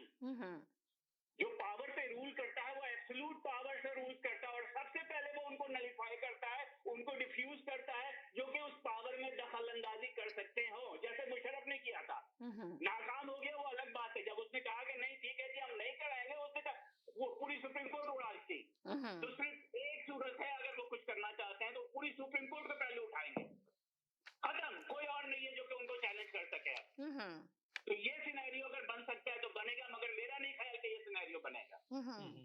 इलेक्शन होंगे, अपने वक्त पे होंगे, चाहे वो साफ हो शफाफ हो नहीं हो, जो भी कहता रहे, सब कहते रहे ना 2018 में कि साफ शफाफ इलेक्शन नहीं हुए, अभी भी कहते रहेंगे, सो व्हाट, क्या फर्क पड़ेगा? इमरान खान को कोई फर्क पड़ा? इमरान खान को फर्क उस वक्त पड़ा जब एस्टेब्लिशमेंट ने कहा कि इसने खट्टू को जो है अब हम रहने नहीं देंगे। पीडीएम तो कुछ भी नहीं कर सकी जब तक उन्होंने जो जाकर के एस्टेब्लिशमेंट ने फैसला नहीं किया कि हम इमरान खान को इस निकट्टू को जो है यहाँ नहीं रहने देंगे। तो फैसले जिसके पास है उसमें इतनी सारी मंतक, रेफरेंडम और इलेक्शन और ये और वो, भाई उन्होंने जो करना है वो करेंगे, और आपने जो करना है आप करके दिखाओ। चलें एक सेकंड होल्ड बस, चलें ठीक है, बहुत शुक्रिया, थैंक यू जी। जनाब जी, हेलो जी, जी हेलो, वालेकुम अस्सलाम जी। हाँ, मैं थोड़ा सा कुछ ऐड कर सकता हूँ? हाँ बोलिए, आपने तो एयर पे आए तो आपको यकीन बोलने के लिए तो एयर किया हमने जी। जी बताइए। सर अपना गुफ्तगू हो रही है, कोई रेफरेंडम करा रहा है, कुछ मतलब क्या कहते हैं, आप क्या करा रहे हैं? आप बताएं, आप क्या करा रहे हैं? कोई रेफरेंडम करा रहा है और कोई इलेक्शन करा रहा है और कोई कुछ करा रहा है, आप क्या करा रहे हैं? हमेशा जो है वो डिक्टेटरशिप में होती है जी। वैसे तो है डिक्टेटरशिप, लेकिन क्या कहते हैं मतलब वो वर्दी वाली डिक्टेटरशिप नहीं है। वो तो क्या कहते हैं, वैसे मुल्क तो बेआइन हुआ है, वो 90 डे का इलेक्शन है। बजाय देखा इस वक्त जो है ना, जो 75 साल से जो ताकत रूल कर रही है ना, एक बड़ी डिफाइनिंग मूवमेंट आ चुका है। एक तरफ वो खड़े हुए हैं और दूसरी तरफ मतलब क्या कहते हैं, मेरे ख्याल में आवाम या नौजवान। तो ये जो अब इलेक्शन है ना, ये मतलब इसमें पीटीआई या क्या कहते हैं सबको पार्टिसिपेट करना पड़ेगा और सबको पूरा मौका, मतलब फेयर और फ्री इलेक्शन, यही इसका हल है। जो तो पीपल्स पार्टी तो कंटिन्यू चाह रही है ना कि फेयर इलेक्शन हो, फेयर और साफ इलेक्शन, वो तो यही चाह रही है पीटीआई तो। नहीं, मतलब सबको मिलना चाहिए मौका। आज एक मेरी नजर गुजरी, जैसे कि पिछले दिनों में प्रेसिडेंट अलवी ने कुछ इस तरह का कोई बयान दिया था कि वो सबको फेयर फ्री मतलब मौका मिलना चाहिए। तो इलेक्शन कमीशन और क्या कहते हैं वो जो कोई सोलंकी साहब है, मेरे ख्याल में निगरान हुकूमत के वो है वजीर इत्तलात, उन दोनों ने बिल्कुल एक जैसा बयान दिया कि सदर का ये काम नहीं है, क्या कहते हैं। हालांकि उन्होंने कोई गैर मुनासिब बात नहीं की है, उन्होंने सिर्फ ये कहा कि सबको मतलब ये कि एक साथ सलूक करना चाहिए। तो इस वक्त बजाय तो खैर वो वाला मौका नहीं है। मतलब अगर पीटीआई का कोई बंदा अगर झंडा लेके निकल जाए तो वो तो गिरफ्तार हो जाएगा, वो तो गिरफ्तार हो रहे हैं ऑलरेडी। गिरफ्तार क्या हो जाएगा, गिरफ्तार हो रहे हैं, उनको इजाजत ही नहीं है किसी तरह भी। कोई मतलब क्या कहते हैं मुल्क में जो फंसा, लेकिन हमारे मुझे अफसोस ही होता है कि जो हमारे पास जो कॉलर आते हैं वो कम से कम मुल्क में ये इमरान खान के बुक में जो गैर कानूनी काम हो रहा है उसकी कम से कम वो तो करना चाहिए। वो मतलब जो ताकतें हैं, अगर उनके पास ताकत है तो वो जो कुछ कर रहे हैं उसको जस्टिफाई नहीं करना चाहिए। और मैं उनको फिर ये बता दे रहा हूँ, देखे कि वो ताकत शायद उनका पता नहीं क्या लेवल है, वो ताकत काफी उनकी भी श्रिंक हो रही है। उन्होंने अपना मतलब पूरा जोर लगा दिया है। 9 मई वाली जो चीज है ना वो भी अब काफी पसे पर्दा चली गई है। वो उसको जितना सेल करना था वो हो चुका है सेल। उनकी इखलाकी कोई भी चीज जो ना इंसान को पावर के साथ साथ मॉरल अथॉरिटी भी चाहिए होती है, वो बिल्कुल दांव पे लग चुकी है। अगर फौज जो है वो अवाम के बगैर वो कितनी बड़ी भी ताकत हो उसकी कोई ताकत नहीं है। हाँ ये सही है कि पहले ये चीज बड़े आराम से मैनेज होती रही हुई है। जी एक सेकेंड। जी जी जी जी इस वक्त की जो सिचुएशन है ना वो जो लोग बुजुर्ग है उनको तो वो सब चीजें वैसे ही नजर आ रही कि जैसे होता रहा है, लेकिन ये डिफाइनिंग मूवमेंट आ चुके हैं। या तो मतलब ये जो अगर हमने इलेक्शन का मौका जाया कर दिया, फर्ज करें कि एस्टेब्लिशमेंट या जो भी ताकतें वो इसमें सरवाइव कर जाएंगी, लेकिन वो कोई बहुत देर पा हल नहीं होगा। मुल्क अनार्की की तरफ जाएगा सीधे सीधे। जी चले अब इनका भी मैसेज ले ले। जी हाँ ये मेरी जी बोले। ये भाजन जो अभी थे कह रहे थे कि इमरान खान के बोझ में जो गलत काम हो रहे हैं वो करना चाहिए। देखें इमरान खान के बोझ की बात नहीं हो रही। इमरान खान नाकाबिले एतबार आदमी है। उनकी गलती की वजह से उनके मासूम उनके जो वर्कर थे वो बेचारे जेलों में चले गए। इमरान खान ने उनको ऑन नहीं किया, एक बात। और दूसरी आप लोग जो एस्टेब्लिशमेंट की बात कर रहे हैं, ठीक है, यहाँ जो बात मैं कर रहा हूँ जिम्मेदारी से करने लगा। पाकिस्तान की तारीख में बताएं कि आज तक 3 स्टार जनरल सैक हुए। ये इमरान खान की मोहब्बत में वो जनरल बुरा इंसाफ हुआ उसके साथ। उसने क्यों कोर कमांडर हाउस को छोड़ा, ठीक है, उसको सजा मिली उसकी। और उसके साथ जितने लोग हैं ये आप जाके चेक कर सकते हैं, ठीक है। और वो चल रहा है सिलसिला। और पाकिस्तान की तारीख में पहली बार सुप्रीम कोर्ट में एक ISI के DG को चोरी और डकैती के केस में पहले उसका पूरा केस होना गया और उसको उनको जो बेचारे के विक्टिम है उस केस के उनको इंस्ट्रक्शन दी गई हैं कि आप राइट फोरम पर जाएं। ये कब हुआ इससे पहले पाकिस्तान में? तो ये चीजें लोगों हमें इसको बड़े ठंडे दिमाग से समझनी पड़ेंगी कि चीजें अगर राइट ट्रैक की तरफ जा रही है किसी की मोहब्बत में ना पड़े। अगर नवाज शरीफ भी गलत काम कर रहा है तो उसको जरूर सजा दें, लेकिन झूठ पर सजा ना दें। देखिए जैसे जो अभी मैंने आपसे रिक्वेस्ट की थी कि आपका सवाल गलत है, दूसरे साहब ने भी आकर कह दिया कि आपका सवाल गलत। का क्वेश्चन मार्क नहीं लगा हुआ। हम नहीं सुन लें बात, हमको आपसे लड़ाई नहीं कर रहे। देखिए हम आपको एक जिम्मेदारानी मशवरा दे रहे हैं। नहीं हमने अगर मशवरा सुने, अगर हमने मशवरा मांगा होता तो आप जरूर मशवरा देते। हमने मांगा ही नहीं मशवरा आपको। हमने जी जी बोले बोले बोले महमूद भाई से भी जरा ले लेना जी। बोलने दे, मैं लेता हूँ, आपको नहीं देने बात जी। तो ये देखें कि मतलब अरे ये इनकी आवाज क्यों नहीं आ रही? जी जी जी जी बोले। अब तो उन लोगों को सोचना चाहिए जो बोलेगा अब आप की मैंने बोलना है खामोश? जी जी जी बोले। अच्छा अब देखिए उन लोगों को ये सोचना पड़ेगा बजाय प्रोपेगेंडे के गलत चीजों के। देखिए इंतजार करें, चीजें वक्त पर हो रही हैं। कहाँ वो लोग कहा करते थे कि वो भगोड़ा है वो आएगा नहीं, वो आ भी गया। इलेक्शन की तारीख भी हो गई है। दुरुस्त बात है। इन चीजों को आप आहिस्ता आहिस्ता सब्र करें कि कोई वो गुड्डी गुड्डी का खेल थोड़ी है।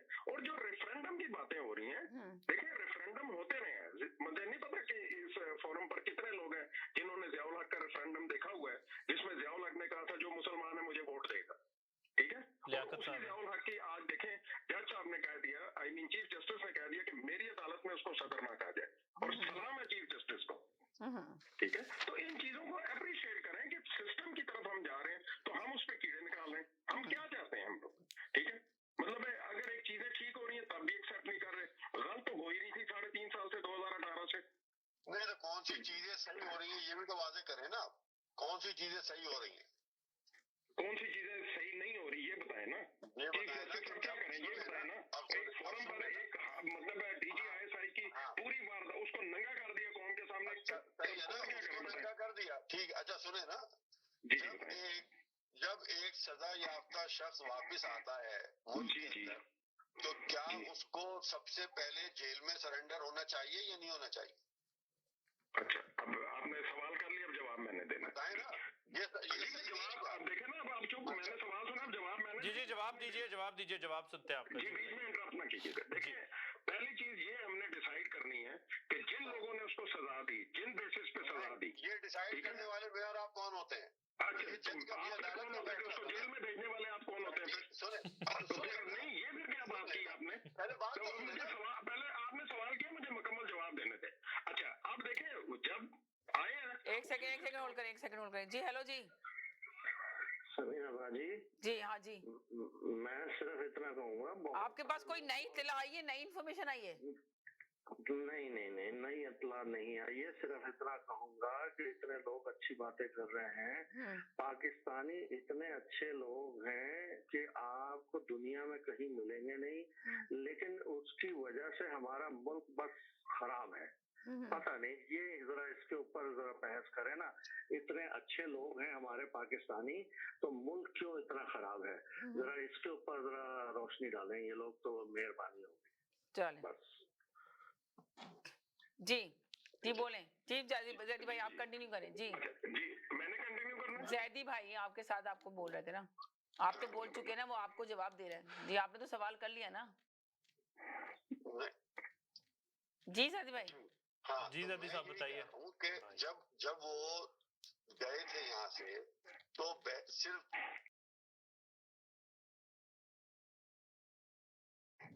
बुनियाद पे गए थे, उस जेल में थे और कैद थे, उनको सजा एक अदालत ने दी थी, एक सिस्टम ने दी थी। मैटर वो कौन था, झूठ था या सच था, हम इसमें नहीं, ये कह रहे हैं ना, भी आपसे बोल रहे हैं ना कि सिस्टम सही हो रहा है, इनको सही सिस्टम नजर आ रहा है कि उसको जमानत पे रिहा किया हुआ है। जी सुन तो ले ना, जमीनी हकायक क्या थे कि उनको मुल्क से बाहर इसलिए जाने दिया गया था कि उनकी तबीयत खराब थी जी, और उनको बाहर इलाज की गर्ज से भेजा गया था। अब उस जमाने में चाहे पीटीआई की हुकूमत थी, चाहे किसी और की हुकूमत थी, चाहे उन्होंने दुश्मनी में बंद किया था या झूठे मुकदमे में बंद किया था, लेकिन अदालत ने, सिस्टम ने उनको सजा दी थी। तो जब वो वापस आए तो केयर टेकर गवर्नमेंट आ गई, तो अब केयर टेकर आके अब ये सोचने शुरू कर दें अदालतें कि वो जो पहले फैसले थे, क्योंकि केयर टेकर गवर्नमेंट के थे, तो अब उनको प्रोसीड करने की जरूरत ही नहीं है, अब हम आजाद हैं। तो कल ये भी हो सकता है कि नई हुकूमत आ जाए तो इमरान खान के मुझे मुकदमात में जाने की जरूरत ही नहीं है, क्योंकि वो झूठे मुकदमात थे। ऐसा तो नहीं होता ना। जिस वक्त नवाज शरीफ को वो किया था, मुल्क बदर किया था 10 साल के लिए, तो उसके बाद भी वो अदालत में पेश हुए थे, और अदालत में पेश होने के बाद उन्होंने मुकदमात में अपनी बेगुनाही साबित की थी। बिल्कुल जी। तो जी क्या कहेंगे आप? जी अच्छा जी, अब इसका जवाब ये है कि इस्लामाबाद में जहाज किस लिए रुका था? इसी काम के लिए रुका था ना, इसी काम के लिए रुका था, और उनको फिर वो अगले दिन गए ना, अगले दिन कोर्टों में जाना शुरू कर दिया उन्होंने। कह रहे हैं साहब जी, वो जहाज रोकने के बाद क्या हुआ, सराय माम बताए ना क्या हुआ, बताए ना, आप बताए ना क्या हुआ। तो आपको नजर नहीं आ रहा क्या हुआ कि अदालतों ने उनको रिलीफ दिया ना। एयरपोर्ट पे इंसान कोई तो आप वो बात करें जो कानून की हो। जी कानून की बात मैंने आपने तो नहीं करनी ना। मुजरिम को आपने जहाज में से उतरने के बाद कह दिया तुम जमानत पे चले गए। देखिए मेरे भाई, जिन्होंने कानून की बात करनी थी, इस्लामाबाद में जहाज इसीलिए रोका गया है और लैंडिंग और टेक ऑफ के चार्जेस पे किए गए हैं, इसीलिए पे किए गए हैं ना, और ही उतर जाते जहाज में। सुने ना कानून के बारे में कानून क्या कहता है। कानून ये कहता है कि मुजरिम को, मुलजिम को पहले सरेंडर करना होता है। ये नहीं होता कि अंगूठे पे निशान लग गए और उसके बाद आपकी जेल हो गई और 10 मिनट के बाद साइन करके कह दिया कि आप रिहा हो गए जमानत के ऊपर। जमानत में फिरते रहे। जी आप जिस मुल्क में रहते हैं मेरे भाई, उस मुल्क में ठीक है, इमरान खान एक 80 साल के बंदे को जेल भेजते हैं और संडे को वहां मजिस्ट्रेट जाके उस मुलजिम की जमानत लेकर, और इमरान खान की बेइज्जती भी होती है उस केस में। अभी आप कह रहे हैं कि हालात सही हो रहे हैं, अभी आप कह रहे हैं इमरान खान ने ये किया था। अगर इमरान खान ने गलत किया था, हालात ठीक हो रहे हैं ना, गलत चीजों को दुरुस्त किया जा रहा है। ठीक हुए ना, ये हालात ठीक हुए कि वो जेल में गए बगैर, ये हालात ठीक हो गए ना कि जेल में गए बगैर वो जाते हैं और वो अदालत गई है ना मेरे भाई, अदालत गई है ना मेरे भाई, एयरपोर्ट पे रिसीव किया अदालत ने ना, मेरे भाई आपको ये हालात सही होते हुए नजर आ रहे हैं सर? अदालत ने तस्लीम कर लिया कि हमने गलत फैसला किया था। किसने तस्लीम कर लिया गलत फैसला किया था? आप कह रहे हैं ना अदालत ने किया, तो क्या अदालत ने फैसला कर लिया कि हमने नवाज शरीफ को सजा गलत दी थी? तो अब शुरू है ना प्रोसेस, उन्होंने उनको जाने दिया, वो फिर अपनी तारीखों पे गए, इस्लामाबाद गए नहीं। अच्छा ये बताएं, नवाज शरीफ तीसरे दिन गए कि अदालत नहीं गए, ये बताएं। मैं आपसे कह रहा हूँ चश्मा उतार के बात करें, कोई पढ़ी लिखी बात करें कि मुजरिम को जहाज से उतर के 2 घंटे के अंदर आपसे यही पूछ रहा हूँ, मैं आपसे यही पूछ रहा हूँ कि वो तीसरे दिन अदालत गए थे या नहीं गए थे? मेरा तो चश्मा उतरा है, चला। जी गए थे, बिल्कुल गए थे, तीसरे दिन अदालत गए थे, पेश हुए थे। वो लाहौर इसलिए, अभी आपने कहा कि वो लाहौर इसलिए उतरे थे, उन्होंने पैसे भी दिए, वो दूसरी चीज है। लेकिन मुझे ये बता दें, मैंने इस्लामाबाद का है, आप अपने काम को ठीक करें मेरे चश्मे की बजाय। भाई इस्लामाबाद कहते हैं आप, लेकिन क्या मुझे बता दें कि कोई कैदी जब वापस आएगा तो उसे पहले कहाँ जाना चाहिए? कोई कैदी कह रहे हैं, किसी कैदी को 10 कमरे मिलते हैं अडयाला जेल में? क्या बातें कर रहे हैं मेरे भाई? मैं तो उस कैदी की बात कर रहा हूँ जो बाहर गया था। मैं तो उस कैदी की बात कर रहा हूँ जो मशीनें मांग रहा है, अंदर देसी घी मांग रहा है, मैं तो उस कैदी की बात कर रहा हूँ। तो भाई वो आप कैसी बात कर रहे हैं? अभी तो फिलहाल हमें तो नवाज शरीफ की बात हो रही थी, आपने एकदम यू टर्न ले लिया। आपने भी यू टर्न है जल्दी से ले लिया कि आपने कहा इसके बाद आपके पास जवाब नहीं था तो आपने कहा यू टर्न लगा दी। मैंने जवाब दिया है कि जवाब नहीं दिया आपने, फौरन यू टर्न मारा। उसको देसी घी भी खिलाया जा रहा है,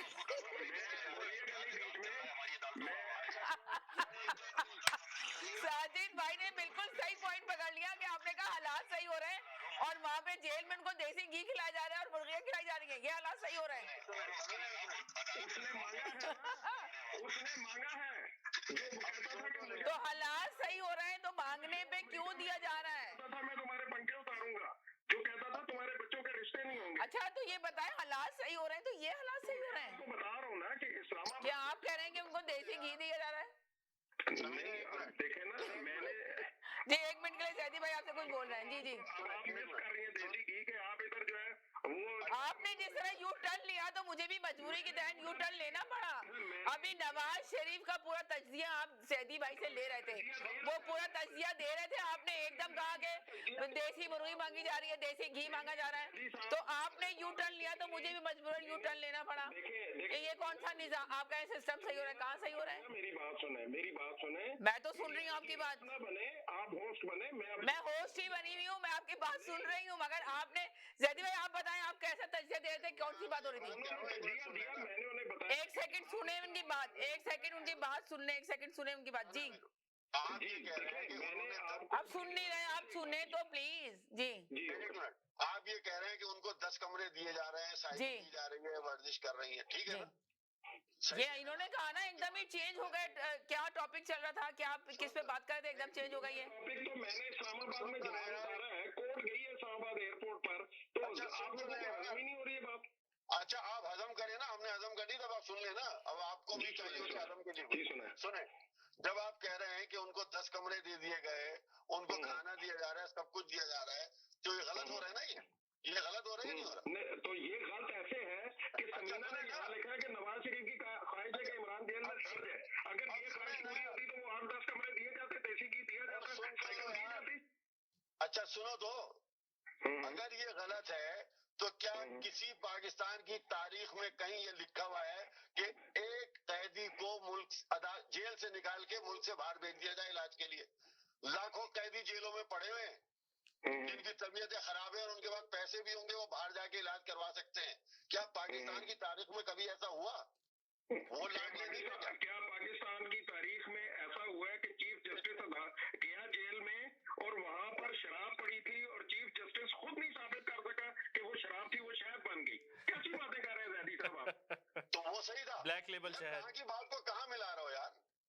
नहीं मैं मिला नहीं रहा हूँ, मैं आपको समझा रहा हूँ। आप जो नवाज शरीफ में गलत बातें कर रहे हैं, मैं इस मुल्क का सिस्टम समझा रहा हूँ आपको।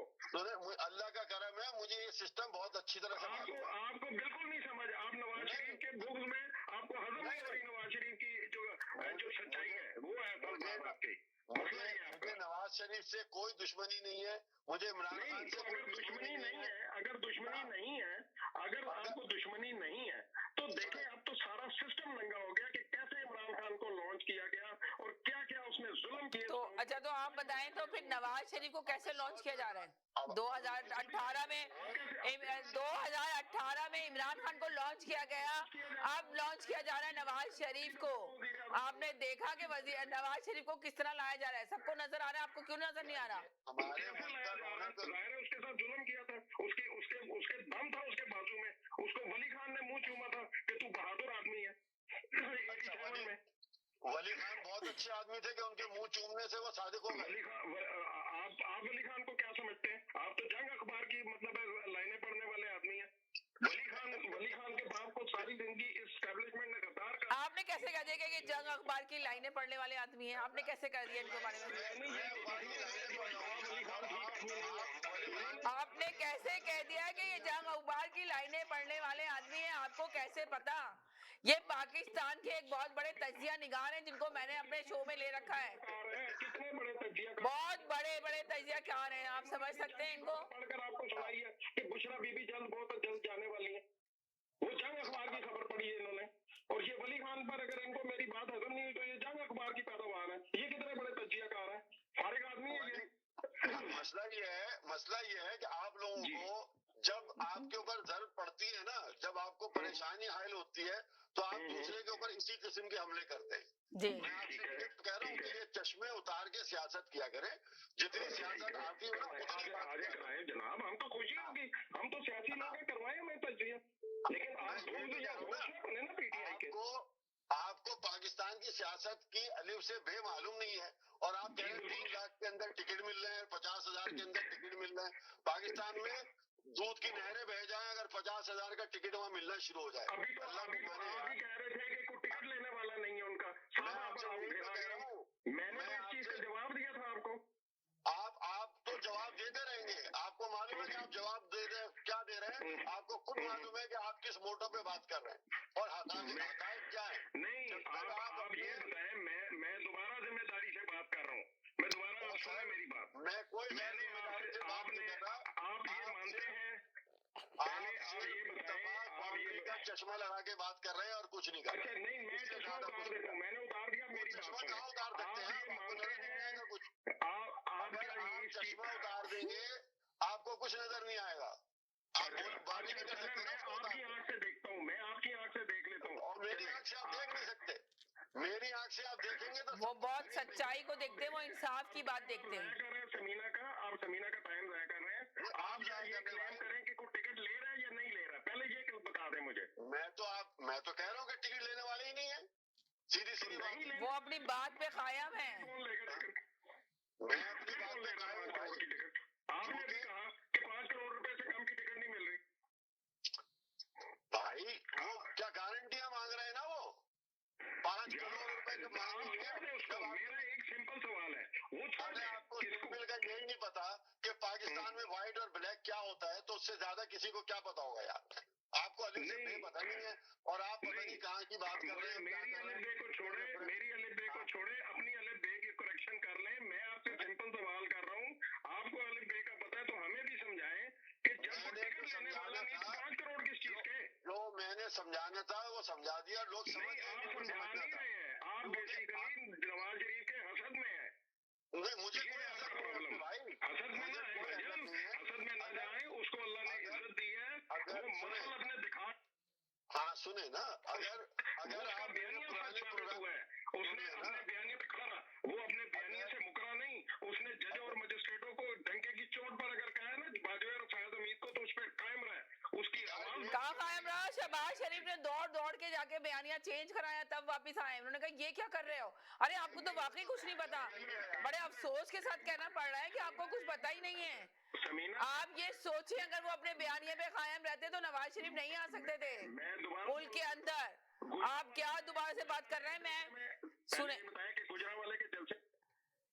जी यार एक दिन में तो बयानिया बदल गया, एक दिन में बयानिया। आप अंदाजा लगाएं, इनको पता ही नहीं है। आपने बिल्कुल, आप जैदी भाई पे इल्जाम लगाए थे कि आपको सियासत का नहीं पता, आप जंग अखबार की खबरें पढ़ते हैं, आपको नहीं पता। आपने ये कह दिया कि वो अपने जवान अपने बयानिया पे रखा हुआ है।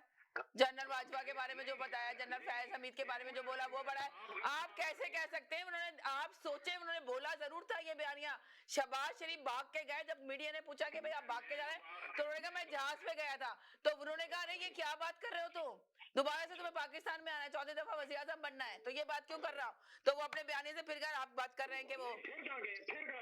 अगर वो फिर गए होते तो क्या वो, अरे उन्होंने अपना बयानिया को स्टॉप कर दिया। आपने सुना नहीं जब वो मीनारे पाकिस्तान में अपनी स्पीच दे रहे थे? आपको नहीं पता? आप जैदी भाई को कह रहे हैं उन्होंने अल्लाह पे छोड़ा कि मैं अल्लाह पे छोड़ता हूँ।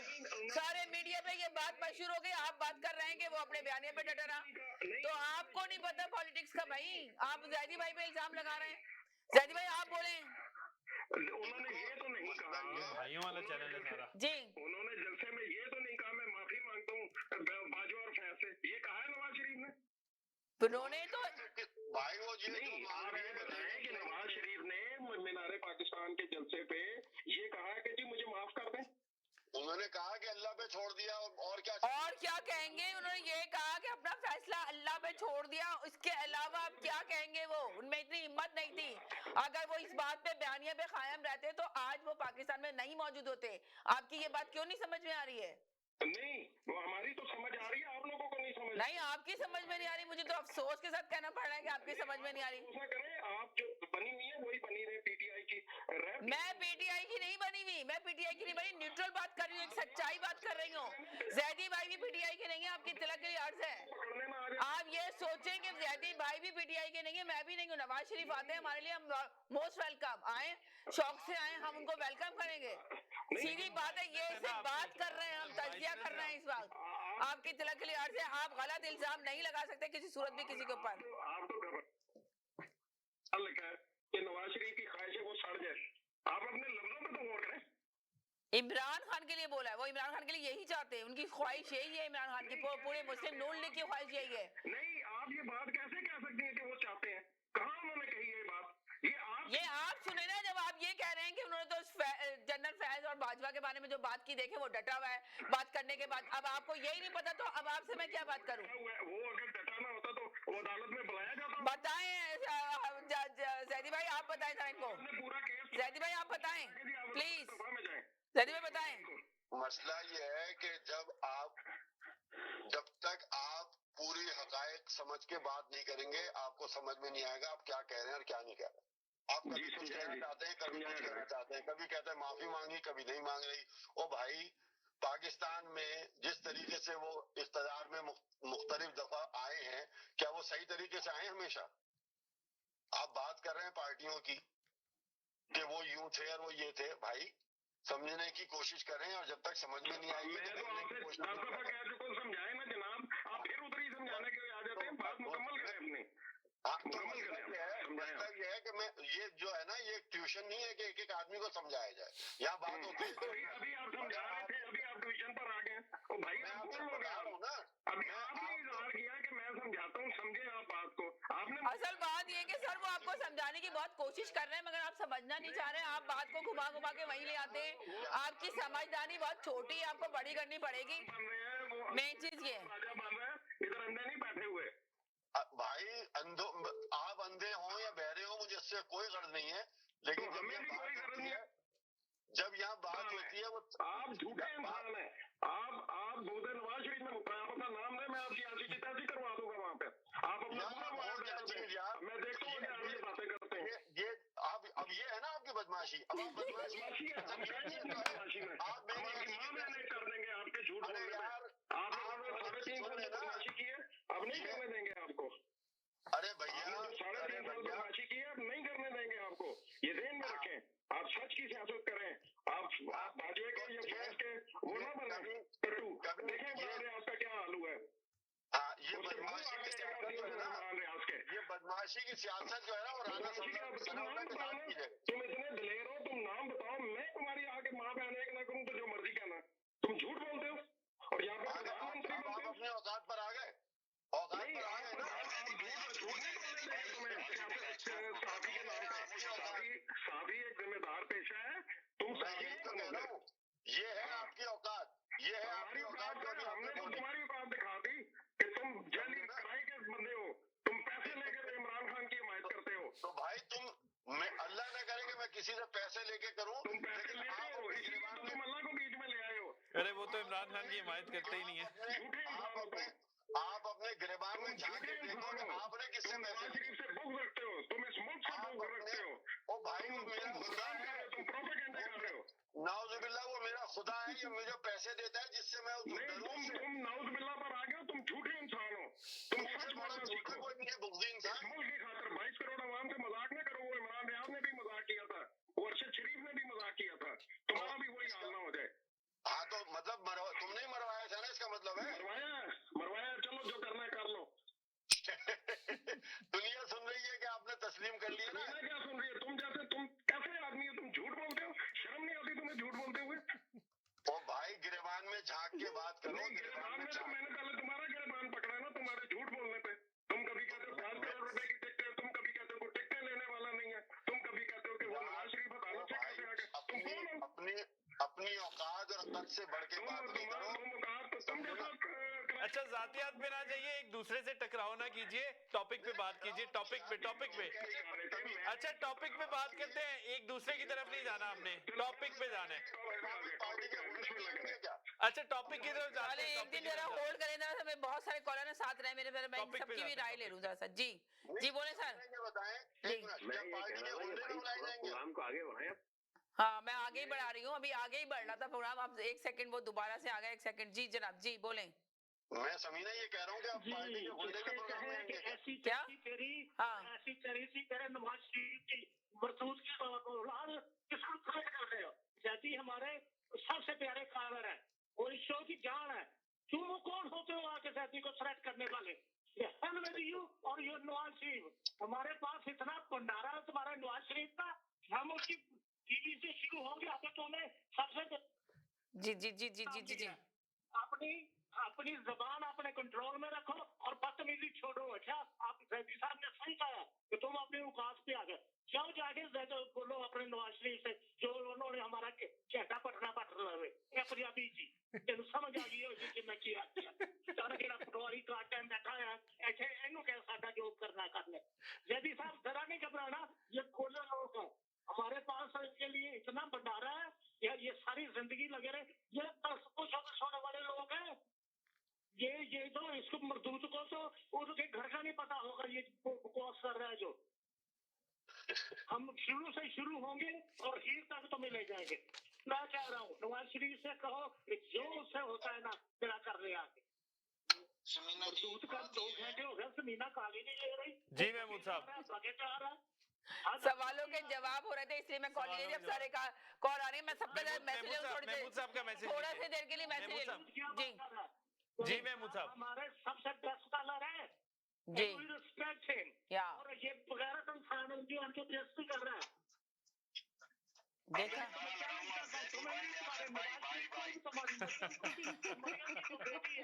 वहां से शुरू होगा, मैं तुम्हारा पूरा भंडारा खोल के रख दूंगा और क्या कहो जाके नवाज शरीफ से जो होता है वो कर ले। तुम भी हंस रहे हो, तुम तो सेनेटर नहीं बनते, मैं तुम्हें ये गारंटी दे निकाले जो सामने बैठ के तुम सेनेटर नहीं बनोगे। नहीं बैठे हुए महमूद साहब, आप सेनेटर नहीं बन रहे, जहन में रखिएगा क्योंकि आपको मौका ही नहीं दिया जा रहा।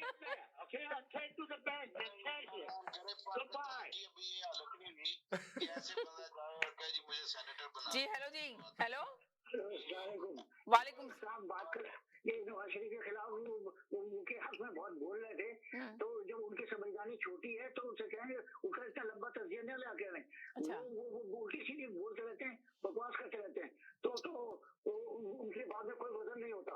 उनसे कहेंगे बस करके बहुत हो गया, बहुत सुन लिया। चले नेक्स्ट टाइम यही करेंगे, कहेंगे बहुत हो गया, इनफ हो गया, बात बहुत हो गया, बस चले आपने बोल दिया यही बात है, ठीक है। क्या होता है कि करप्शन का पैसा लूटा हुआ है, जैसे मुल्क की दौलत लूट के ले गया, सारा पैसा ले गया, सारा करप्शन उसी ने किया, सारे उसकी चुप हो जाए, टाइम जाया नहीं करे मेरा। पूरे पाकिस्तान की दौलत लेके चला गया, सही, अभी भी उसको चैन नहीं आ रहा है। बिल्कुल सही कहा। उसके लोगों को बेचारी ये लगी हुई है कि वो दूसरे क्यों खाएं। राइट चले चौधरी साहब का भी ले लूं, बहुत देर से होल्ड पर हैं जी।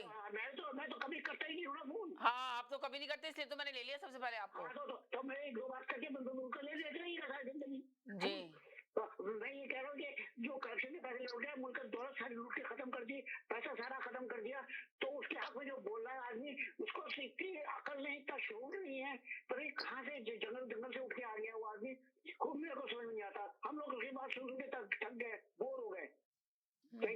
थैंक यू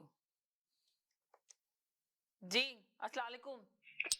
वालेकुम सलाम भाई, बहुत ही ज्यादा बहस हो रही है। हाँ। और बात ये है कि देखें, कोई आता है एक पार्टी की तारीफ करता है, जैसे कि साहब आए नून लीग की तारीफ कर रहे हैं, एक साहब आए कि वो जो 75 साल से जो हुकूमत कर नहीं, मगर एक बात चौधरी साहब, एक बात देखें, जैदी भाई कब से इस प्रोग्राम में शामिल हैं, तकरीबन अब तो साल होने वाला है उनको ऑलमोस्ट इस प्रोग्राम में आते हुए। आपने देखा कभी भी वो किसी एक पार्टी के बारे में नहीं बोलते, कितने लोग इतने खिलाफ थे। आप अंदाजा लगा लें कि वो हमेशा खिलाफ बात करते थे, एक हकाइक पे नजर डालते थे, एक हकाइक को सामने लाते थे तो लोग बहुत ज्यादा नाराज होते थे। तो अभी भी वो हकाइक ही बयान कर रहे थे, पर वो कॉलर समझने की कोशिश ही नहीं कर रहे थे। जैदी साहब ने पीटीआई की बताई है जी, शायद ही किसी और ने बताई हो, आपके सामने की बात है। तो अभी तो वो हकाइक की बात कर रहे थे ना, उन्होंने तो कोई ऐसी बात नहीं की। वो कॉलर उनके ऊपर कह रहे थे कि जी आपको तो मैं बंद करा दूंगा, आपको तो देखता हूं मैं, आप क्या है, मैं तो आपके घर में आके आपको ये करूंगा। फौरन उन्होंने तो वार्निंग देना शुरू कर दी। उनके लिए आज मेरे पास जवाब है। जी, क्या? वो जवाब ये है कि आज कराची में एमकेएम के खालिद मकबूल साहब ने यू टर्न लिया और कहा कि हमारा मुस्लिम लीग नून से कोई मुआहदा नहीं हुआ है। और वजह क्या बनी है जी?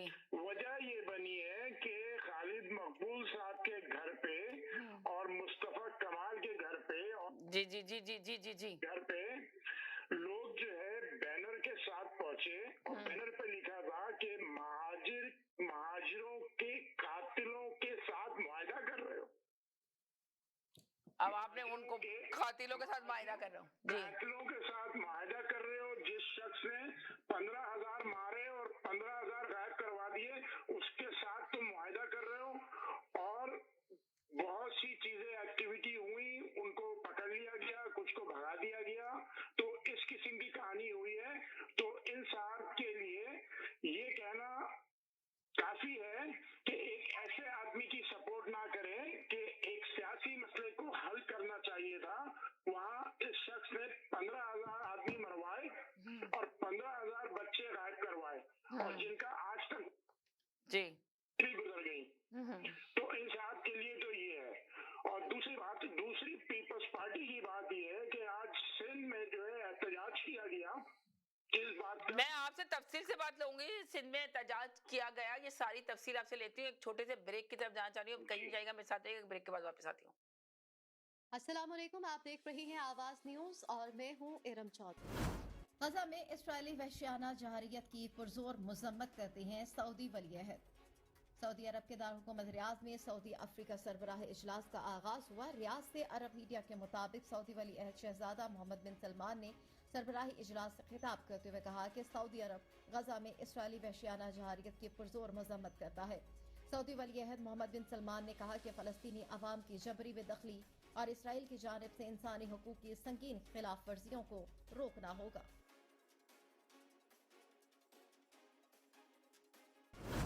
फकीराबाद डिवीजन पुलिस की नई हिकमत अमली के तहत क्रैकडाउन। स्ट्रीट क्राइम में मुलविस अनासिर के खिलाफ एसपी फकीराबाद डिवीजन उसामा अमीन चीमा की खसूसी हिदायत पर एएसपी फकीराबाद सैयद तलाल अहमद शाह की निगरानी में खतरनाक राजन स्नैचर डकैत 3 गैंग्स बेनकाब मजमूई तौर पर 15 मुल्जिमान को गिरफ्तार कर लिया। गिरफ्तार में 6 जख्मी जबकि 1 मुजरिम हलाक हो गया। थाना फंदू और थाना फकीराबाद, थाना गुलबहार, थाना पहाड़ीपुरा की हदूद में सुराग लगाकर मुख्तलिफ कार्रवाइयां अंजाम दी गई। गिरफ्तार मुल्जिमान का ताल्लुक पेशावर, गढ़ी कमरदीन, बड़ाबेर से है, जिनमें हमसाया मुल्क अफगानिस्तान से ताल्लुक रखने वाले लोग भी शामिल थे। एसएसपी ऑफिस जिला केमाड़ी में मीटिंग का इनेकाद किया गया। मीटिंग की सदारत एसएसपी जिला केमाड़ी आरिफ असलम राव ने। मीटिंग में तमाम एसडीपीओज और एसएचओ जिला केमाड़ी ने शिरकत की। मीटिंग में तमाम थाना जात की क्राइम कंट्रोल के हवाले से कारकर्दगी का जायजा लिया गया। नीज गैर कानूनी तौर पर मुकीम गैर मुल्की तारकीन वतन के आबाई ममालिक वापसी के अमल का भी जायजा लिया गया। इस मौके पर तमाम एसडीपीओज ऑफिस और थाना जात के बजट का इजरा भी किया गया। जबकि एसएसपी केमाड़ी ने स्ट्रीट क्राइम के इंसदाद, ऑर्गेनाइज्ड क्राइम के खात्मे, थाना व्हीकल मेंटेनेंस और गैर कानूनी तारकीन वतन के खिलाफ क्रैकडाउन के हवाले से जरूरी हिदायत जारी की। सिंध फूड अथॉरिटी की टीम की केमाड़ी में कार्रवाई। कार्रवाई director general Sindh food authority Agha Fakhar Hussain की क़यादत में की गई। इस मौके पर डिप्टी डायरेक्टर किमाड़ी बशीर खान भी मौजूद थे। पुलिस मोबाइल और फूड टेस्टिंग लैब भी टीम के हमरा थी। सिंध फूड अथॉरिटी की टीम ने सफाई सुथराई की नाक़िस सूरत हाल पर राशिद सी फूड पर 2 लाख रुपए जुर्माना आयद कर दिया। Director general Sindh food authority Agha Fakhar Hussain ने तमाम कार्रवाई की निगरानी खुद की। इस मौके पर आगा फखर हुसैन का कहना था कि खाने पीने की अशिया के कारोबार से वाबस्ता अफराद हफ्ज़ाने सेहत के उसूलों की पाबंदी करें। सिंध फूड अथॉरिटी हफ्ज़ाने सेहत के उसूलों की खिलाफ वर्जी करने वालों के खिलाफ बिला इम्तियाज कार्रवाई करेगी।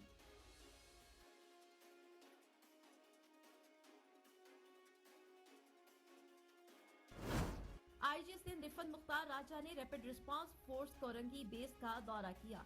बेस आमद पर पुलिस के खुसूसी दस्ते ने गार्ड ऑफ ऑनर दिया, जबकि डीआईजी आरआरएफ मुकद्दस हैदर ने उनका पुरतपाक इस्तकबाल किया।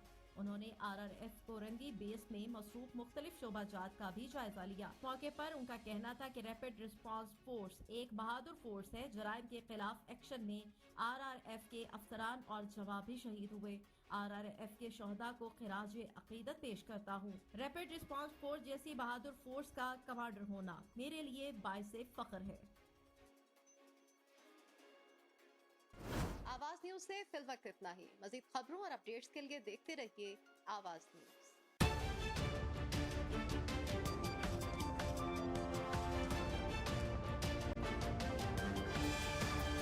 Q Wireless and Computer अपने तमाम devices, phones, iPads, tablets, MacBooks और लैपटॉप्स के रिपेयर्स और मरम्मत के लिए हमसे आज ही राब्ता कीजिए। हम क्वालिटी एक्सपर्टीज के साथ साथ आपको फ्री ऑफ कॉस्ट डायग्नोसिस भी देंगे और डेटा सिक्योरिटी की गारंटी भी। अपने मुफ्त कोड के लिए हमें आज ही कॉल करें 647-350-6606। जी नाज़रीन, हम गए थे एक छोटे से ब्रेक की तरफ। ब्रेक के बाद वापस आए, हमारे साथ कॉलर मौजूद है। जी महमूद भाई, क्या कहेंगे आप? अस्सलाम वालेकुम। जी महमूद भाई, अरे से करें जी। चौधरी साहब आप बोले। महमूद भाई को जब भी मैं लेती हूँ तो फिर कहते हैं कि 2 घंटे तक मैं तो आपके साथ रहा और आपने तो मुझे लिया ही नहीं। और जब मैं लेती हूँ कि आप बोले तो वो कहते हैं कि करें करें करें। तो चलें जी, चौधरी साहब आप बोले। मैं ये कहूँगा कि देखिए आज सिंध में जो है बहुत हाँ, आप वहीं से शुरू करें जो आप कह रहे थे कि सिंध के अंदर। जी जी जी, तो सिंध में भी एहतजाज हुआ है, वो पीपल्स पार्टी के खिलाफ हुआ है। जी एक सेकंड।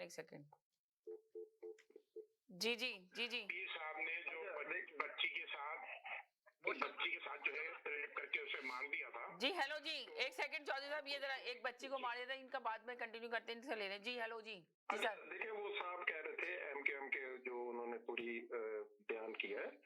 भाई एमकेएम आई थी मिलने के लिए, मेरे साथ ही है वो एमकेएम के, वो जो अभी आपको बयान दिया है। मुस्लिम लीग नून ने। चौधरी साहब आपने जो बताया वो आपकी सवाल पे जवाब देने आए हैं। जी मैं जवाब दे रहा हूँ। जी जी जी, कहाँ पर मुस्लिम लीग नून ने ये पोस्ट किया है कि हमारा मुआहदा हो गया है, सब कुछ हो गया। भाई ये सियासी मुलाकातें हैं ना, कुछ स्टेटमेंट तो नहीं दे दी उन्होंने, और वहां पर वो गए। ये बहुत अच्छी रवायत है।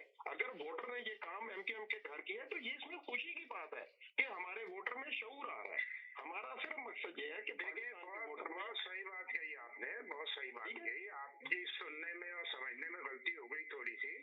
दरअसल मीडिया पे ये बात जो है, मीडिया पे बड़े चैनल्स पे आई कि सीट एडजस्टमेंट हो रही है मुस्लिम लीग नून की और पार्टी की। हो रही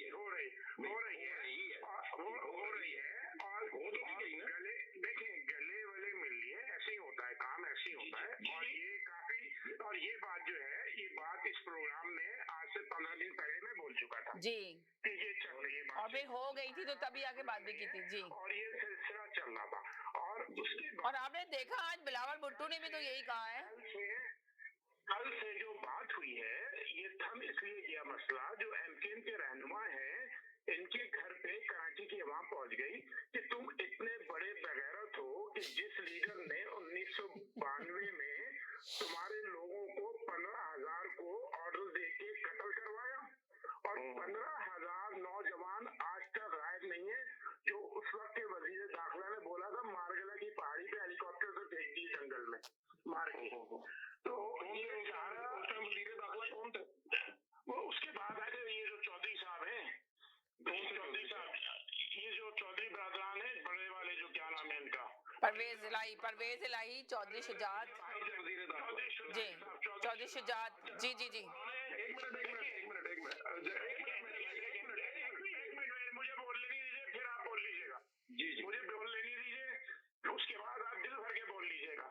हुआ ये कि इन्होंने ऑर्डर दिए, एक सियासी मसला था, एक पार्टी कराची की पार्टी अपने हुकूक मांग रही थी और ये हुकूक नहीं दे रहे थे उनको, और उसके एवज में इन्होंने एक ऑपरेशन लॉन्च करवाया नवाज शरीफ साहब ने, और जाली केसेस बनवाए कि ये जो है जिनापुर बना रहे हैं, और इस प्लान के सरबराह थे ये प्राइम मिनिस्टर से। इन्होंने कराची में फौजी ऑपरेशन कराया, गली कूचों में कराची में रहने वाले लोगों को दौड़ा दौड़ा के मारा गया, औरतों तक को मारा गया, 15,000 अफराद का कत्ल किया गया कराची में 92 के ऑपरेशन में। जी खत्म हो गया। पूरी बात समझ आई, पूरी बात नहीं समझ आई आपकी, समझ के आई आप तो बोल नहीं दे रहे।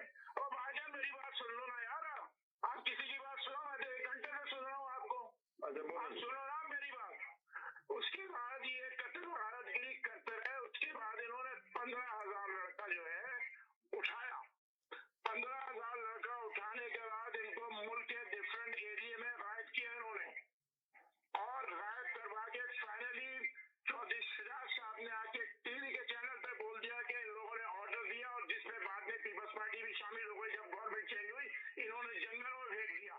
तो ये एक कातिल आदमी, तो कराची के लोगों ने, जिनके लोग गायब हैं, जिनके लोग मारे गए हैं, इन एमकेएम के लीडरों के घर पे जाके प्रोटेस्ट किया कि भैया ये तो आपके और हमारे लोगों का कातिल है, ये इसकी जो भी एबिलिटी है कि ये प्राइम मिनिस्टर बन सकता है, नहीं बन सकता है, एबिलिटी मैं भी मानता हूँ कि इतनी गवर्नमेंट की है, उसको एक चलाना आता है, लेकिन उसके सर पे जो है हजारों लोगों का खून है भाई, हजारों घराने बैठे हुए। आपके सवाल में प्रोग्राम खत्म हो जाएगा, अब काफी हो गया, मैं जवाब दे। अच्छा आप ले लें, आपके पे खत्म नहीं हो रहा था, आप बता दें आगे पूरा और ले लें, आप खत्म कर लें प्रोग्राम। मैं तो जवाब दे दें, दे दे जवाब दे दें, देखें दिखाएं। मैं 2013 से शुरू होता हूँ। 2013 में जब नवाज शरीफ आए, आपकी बल्दिया फैक्ट्री में एमकेएम दहशतगर्दी कर चुकी थी, इंतहाई बुरे हालात थे। नवाज शरीफ के आने के बाद ठीक हुए। अब हम आते हैं 92 पर, आपका जो सवाल है। देखिए इसका भी जवाब दे देता हूँ मैं, ये भी मैं जवाब दे देता हूँ। आप फिर ये भी जवाब ले लेना, ये भी जवाब ले लें। नवाज शरीफ ने मैंने आपकी बात सुनी है, आपकी बात सुनी है, आप चुप करें, नहीं अब आप चुप करें। आपने चौधरी शुजात पर, नवाज शरीफ पर एलिगेशन लगाया, मुझे जवाब नहीं लगाया भाई, एलिगेशन नहीं लगाया मेरे भाई, जवाब नहीं लगाया भाई, एलिगेशन लगाया आपने, एलिगेशन नहीं लगाया, ये किया इन्होंने। आप किया है आप कैसे रह गए भैया यार, छोड़ डालने से आपकी बात नहीं हो जाएगी। छोड़ डालने की बात नहीं है, छोड़ डालने आपको क्या यकीन नहीं है क्या इन्होंने 92 में जो है आप जबरदस्ती कर रहे हैं, अब आप जबरदस्ती कर रहे हैं, और इसी वजह से जो एमकेएम के आप बोल रहे हैं 92 की मैं पीछे जा रहा था। मैंने आपसे बात शुरू करने से पहले आपको कहा मैं 2013 से 92 पर आ रहा हूँ, तो आप बीच में बोल दिए। आपने जो चौधरी शुजात पर आपने जो इल्जाम लगाया है, वो इंतहाई उनकी पर्सनैलिटी के खिलाफ लगाया है। वो आप देख लें पुरानी अपनी फिल्में कि वही एक ब्रिज थे, और वो इस तरह के आदमी नहीं है जो आपने उन पर एलिगेशन लगाया, वो ये बयान दें। एक बात होगी। दूसरी बात, आसिफ नवाज साहब ने रिपोर्ट दी थी कि एमकेएम ये बदमाशी कर रही है, ये पत्तेखोरी कर रही है, ये वाले जुल्म कर रही है, नो गो एरिया बना दिए हैं, स्टेट के अंदर स्टेट बना दिए एमकेएम ने। ये आसिफ नवाज साहब की रिपोर्ट थी, और आसिफ नवाज साहब कराची से कुछ जितना जानते थे, कोई आर्मी चीफ नहीं जानता था, ठीक है। और ये आपको महाजर को जितना अल्ताफ भाई ने मारा है, आज तक किसी पंजाबी पठान ने नहीं मारा। आप गलत बयानी से नाकाम लें। ये जो अभी मैंने तो कहा ही नहीं, देखिए बात सुने, अब बोल लिया आपने, मैंने तो ये कहा नहीं कि अल्ताफ हुसैन ने नहीं मारा महाजिर को, मैंने कहीं बात कही, मैंने कहीं अल्ताफ हुसैन का नाम लिया। सबसे पहली बात ये है कि चौधरी साहब का आपने कहा कि चौधरी साहब पे इल्जाम लगाया, इतना नफीस आदमी है। जो अब्बासी साहब की वाइफ है, चौधरी साहब ने टीवी चैनल पे बैठ के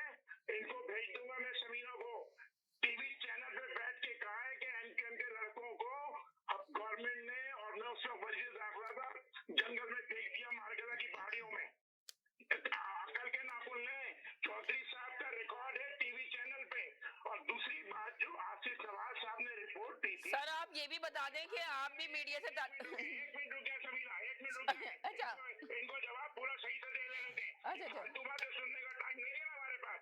जो आसिफ नवाज ने रिपोर्ट दी थी कि रियासत के अंदर रियासत और नो-गो एरिया बनाया गया है, तो आसिफ नवाज की बात जो ब्रिगेडियर ने आके क्या कहा था टीवी पे, वो भी टीवी पे आप टीवी चैनल का प्रोग्राम देख लिया था कि हमने जो एनपीएम पे जाली इल्जाम लगाया जिनापुर का, और ये सब जो है प्री प्लान था, सब कुछ झूठ था। ये भी टीवी पे मौजूद है, टीवी के प्रोग्राम में। तो आपको एबीसीडी पता नहीं है, आप फालतू बातें करने बैठ जाते हैं कि 34,000 ने ये कह दिया और आशीष नवाज ने ये कह दिया, 30,000 बच्चे कराची का मार दिया और बदतमीजी कर रहे हो आप इस तरह की। शर्म नहीं आती है तुम्हें इस तरह की झूठ बोलते हुए? नवाज शरीफ ने इल्जाम लगाया, हकीम सईद ने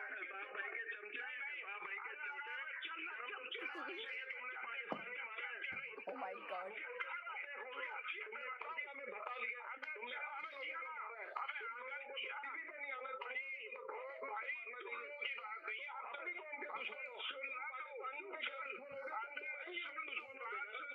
Oh my God.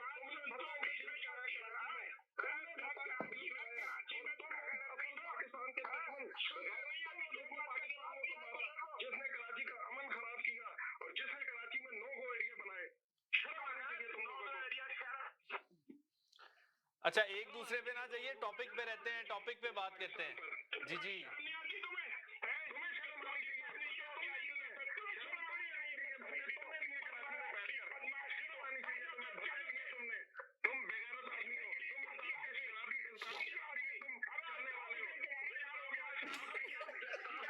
Oh my God. मुझे हैरत हो रही है कि चौधरी सर, एक मिनट के लिए आप चौधरी साहब की बात तो सुन लें।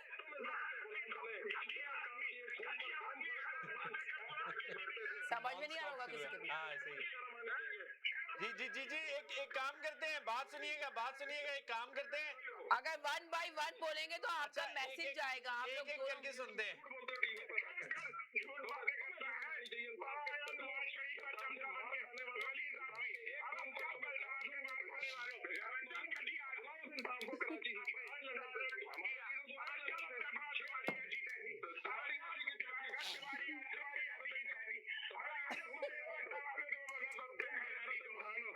शुक्र है स्टूडियो में नहीं बैठे हुए, नहीं तो एक दूसरे के दस्ते गिरबान हो जाते।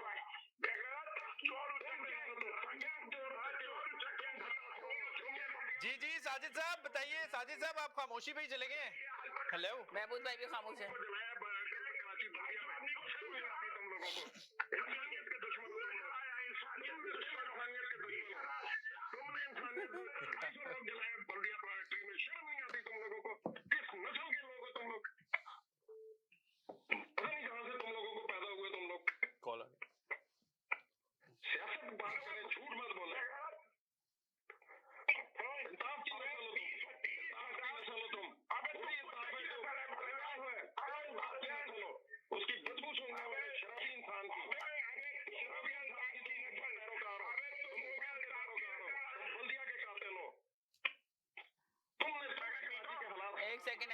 एक सेकंड जी जी जी जी जी मैं ये कह रहा हूँ कि आपस में लड़ने का फायदा नहीं है।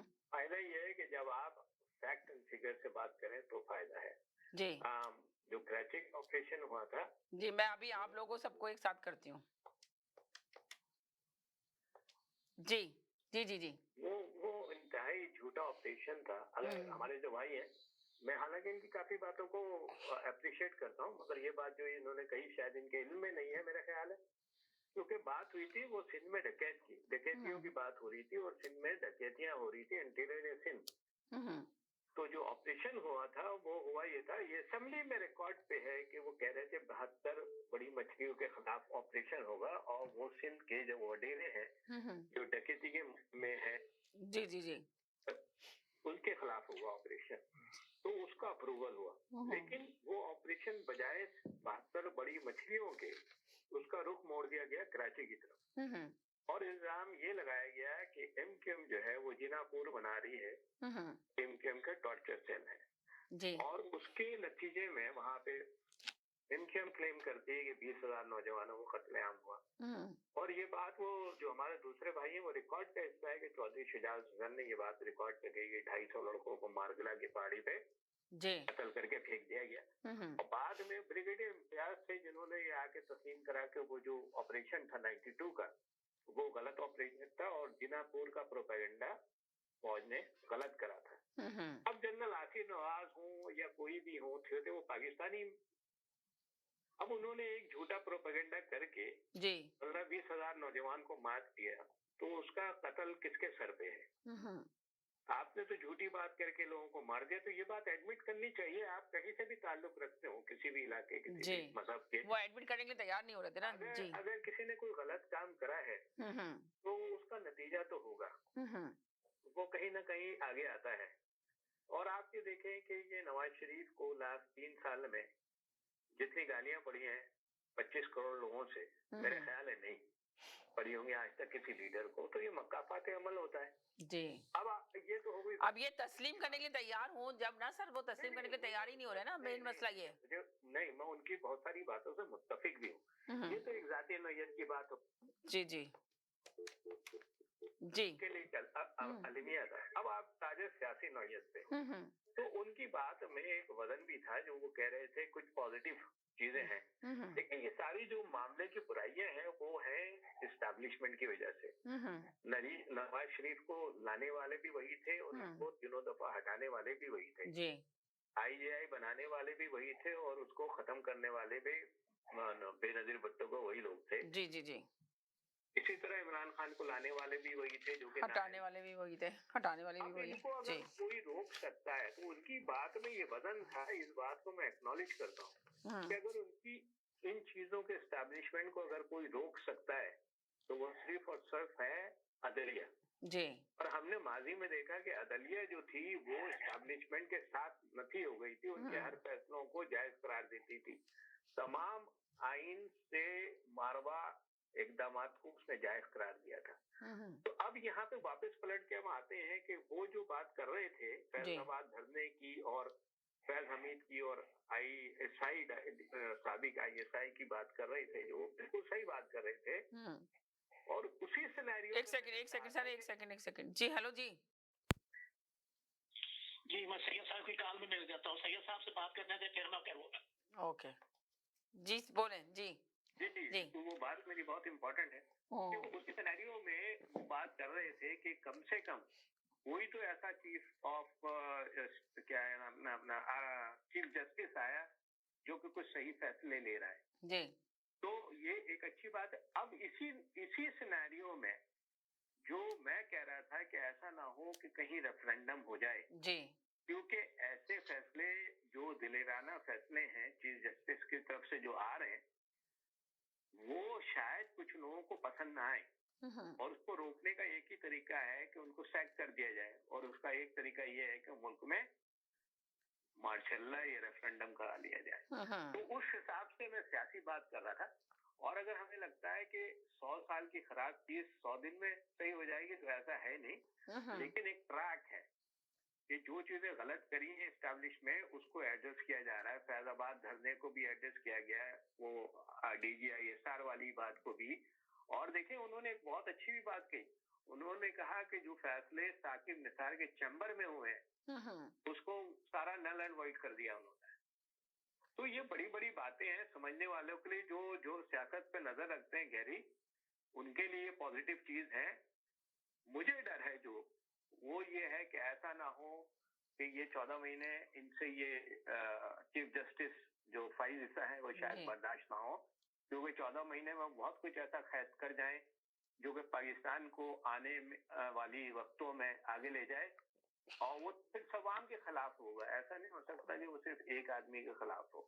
तो शायद उनको, और फिर जब देखें जब सबके ऊपर बात आएगी तो फिर सब इस बात में मुत्तफिक भी हो जाएंगे जी। इस बंदे को हटा दिया जाए, उसका तरीका यही है। तो सब पार्टियां मिलके अंडर हैंड डील कर देंगे अंडर द टेबल। जी जी जी जी जी जी जी जी जी सही जी जी, एक सेकंड का पूरी बात ले लूं मैं, फिर आपसे लेती हूँ जी। मैंने कहा फिर वो यही कहेंगे अंडर द टेबल रेफरेंडम कराओ, कुछ भी कराओ, इस बंदे को हटाओ भाई, ये तो सबके लिए मुसीबत है। That is my analysis. बाकी लोगों से बात कर लें आप। थैंक यू जी। हेलो जी जी जी सैयद साहब, अगर काजी साहब ने कुछ करना होता ना तो नवाज शरीफ को वतन वापस नहीं आना चाहिए था लीगल तरीके से। उसको सुप्रीम कोर्ट से सजा हुई है, ये काजी साहब को नहीं पता कि उसको किस किस केस में सजा हुई है, और काजी साहब ने कैसे उनको मुल्क में आने दिया, और जो लोग जाके एयरपोर्ट पे उसको मिल रहे हैं, अदालत चल के उसके पास चली गई। ये किसान के इल्म में नहीं है।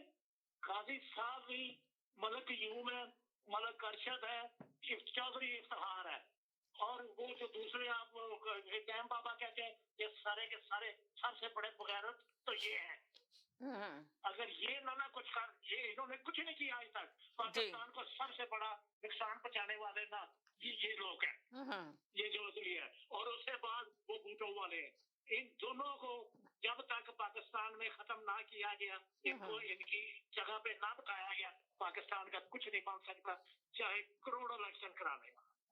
एक बगैरत से दूसरा बगैरत आता, वो जो आया था बलूचिस्तान से आया था राणा साहब, आई विटनेस बन गए कि वो उसको सदर बना दिया जाएगा, वो कहाँ है?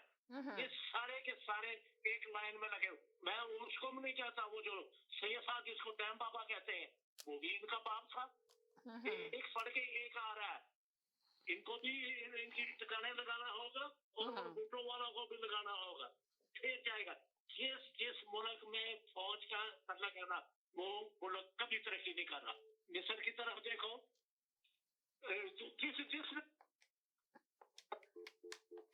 जी जी जी बोले। जिसके फौज से कोई है इलेक्शन है, वो तरक्की नहीं करता। ये अदलिया और फौज दोनों ये पाकिस्तान के दुश्मन है। दुबई पटवारी तुम नहीं बनो। लियाकत साहब, वैसे आपको बात करते हुए थोड़ी बहुत ही ज्यादा नहीं लेकिन थोड़ी बहुत ही शर्म आनी चाहिए कि फौज को और अदलिया को बाहर कर दें, तो आप जाए ना बंदूक उठा के जाए बॉर्डर पे चले जाए मुल्क की हिफाजत करें, जाए जाकर अदलिया में बैठे।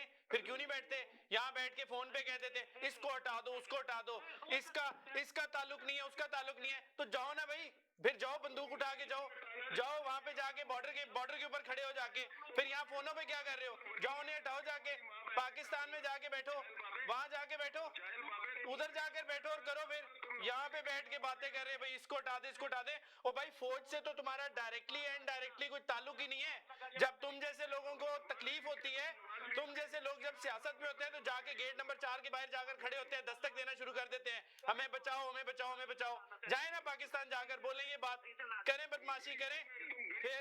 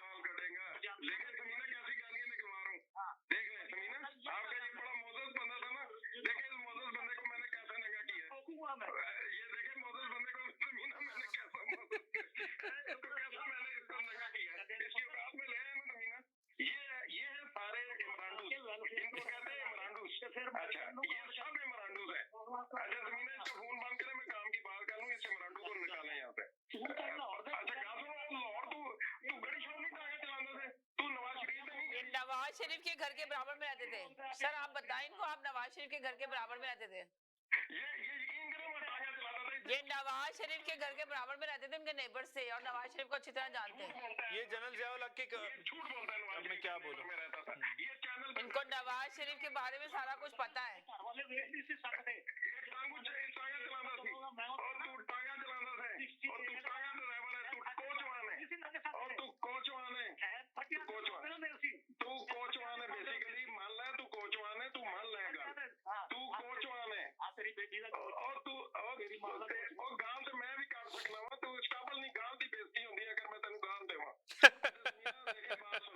क्या बात है, क्या बात है, क्या बात है। लाहौर दे पंड और लाहौर दे पंड मैनू तेनों तो ज्यादा गाल आंदियां ने, ठीक है? तो बात कितनी अच्छी की और क्या कि ऐसे बंदे को जवाब देना गाली की बेइज्जती है। हेलो कोचवान गल करन दे, कोचवान गल जी करन जी दे। देखिए समीना ओ गल करन दे। जी देखिए मेरी बात सुने। तू गल कादे नहीं करन देंगी? ओ तू बोलन क्या ते तू है ही कोचवान है, इसलिए तो तेनु कोचवान क्या? तू हाकर ते कोचवान है, इसलिए तो मैं तेनु कह रहा हूं। ऐसे वजह से कह रहे हैं तू हाकर ते कोचवान है। तू नवाज शरीफ का तू नवाज शरीफ का ड्राइवर। अरे इन्होंने बताया कि नवाज शरीफ इनके बराबर में रहता था, नेबर्स थे नवाज शरीफ के लियाकत भाई के। बोल रहा है ये झूठा आदमी है, सुन ले मेरी बात, ये झूठा आदमी है। वो उनको है ना नवाज शरीफ के बारे में सारा कुछ पता है। लोरी रंग बात है, तेरा रंग नहीं जलन देगा। अच्छा समीना देखिए जो काजी साहब है ना, काजी साहब ने और खोटी दे बच्चियां चुप कर जा, ओ अन्नी दे बच्चियां चुप कर जा, ओ कन्नी दे बच्चियां चुप कर जा। नहीं होता है ओ चुप कर जा, ओ कोचवान चुप कर जा। ओ वैसे तू कोचवान है, सानू पता लग गया। ओ तू इस काबिल ही नहीं है, तू इस काबिल होवे तो तेरी घर वाली गुआनियां दे काले नाल ना जांदी होवे। ओ तू वर्जीनिया सब तू बदनाम आदमी है, सानू पता है तेरी औकात। तो अभी वो उनको सुन लेना, वो लियाकत भाई कुछ बोलना चाह रहे हैं। बेगैरत आदमी, सानू पता है तेरी औकात की है। ओ तू यकीन कर, तू बड़ा ही कोचवान है, तू बड़ा ही कोचवान है, तू बड़ा कोचवान है, यकीन कर।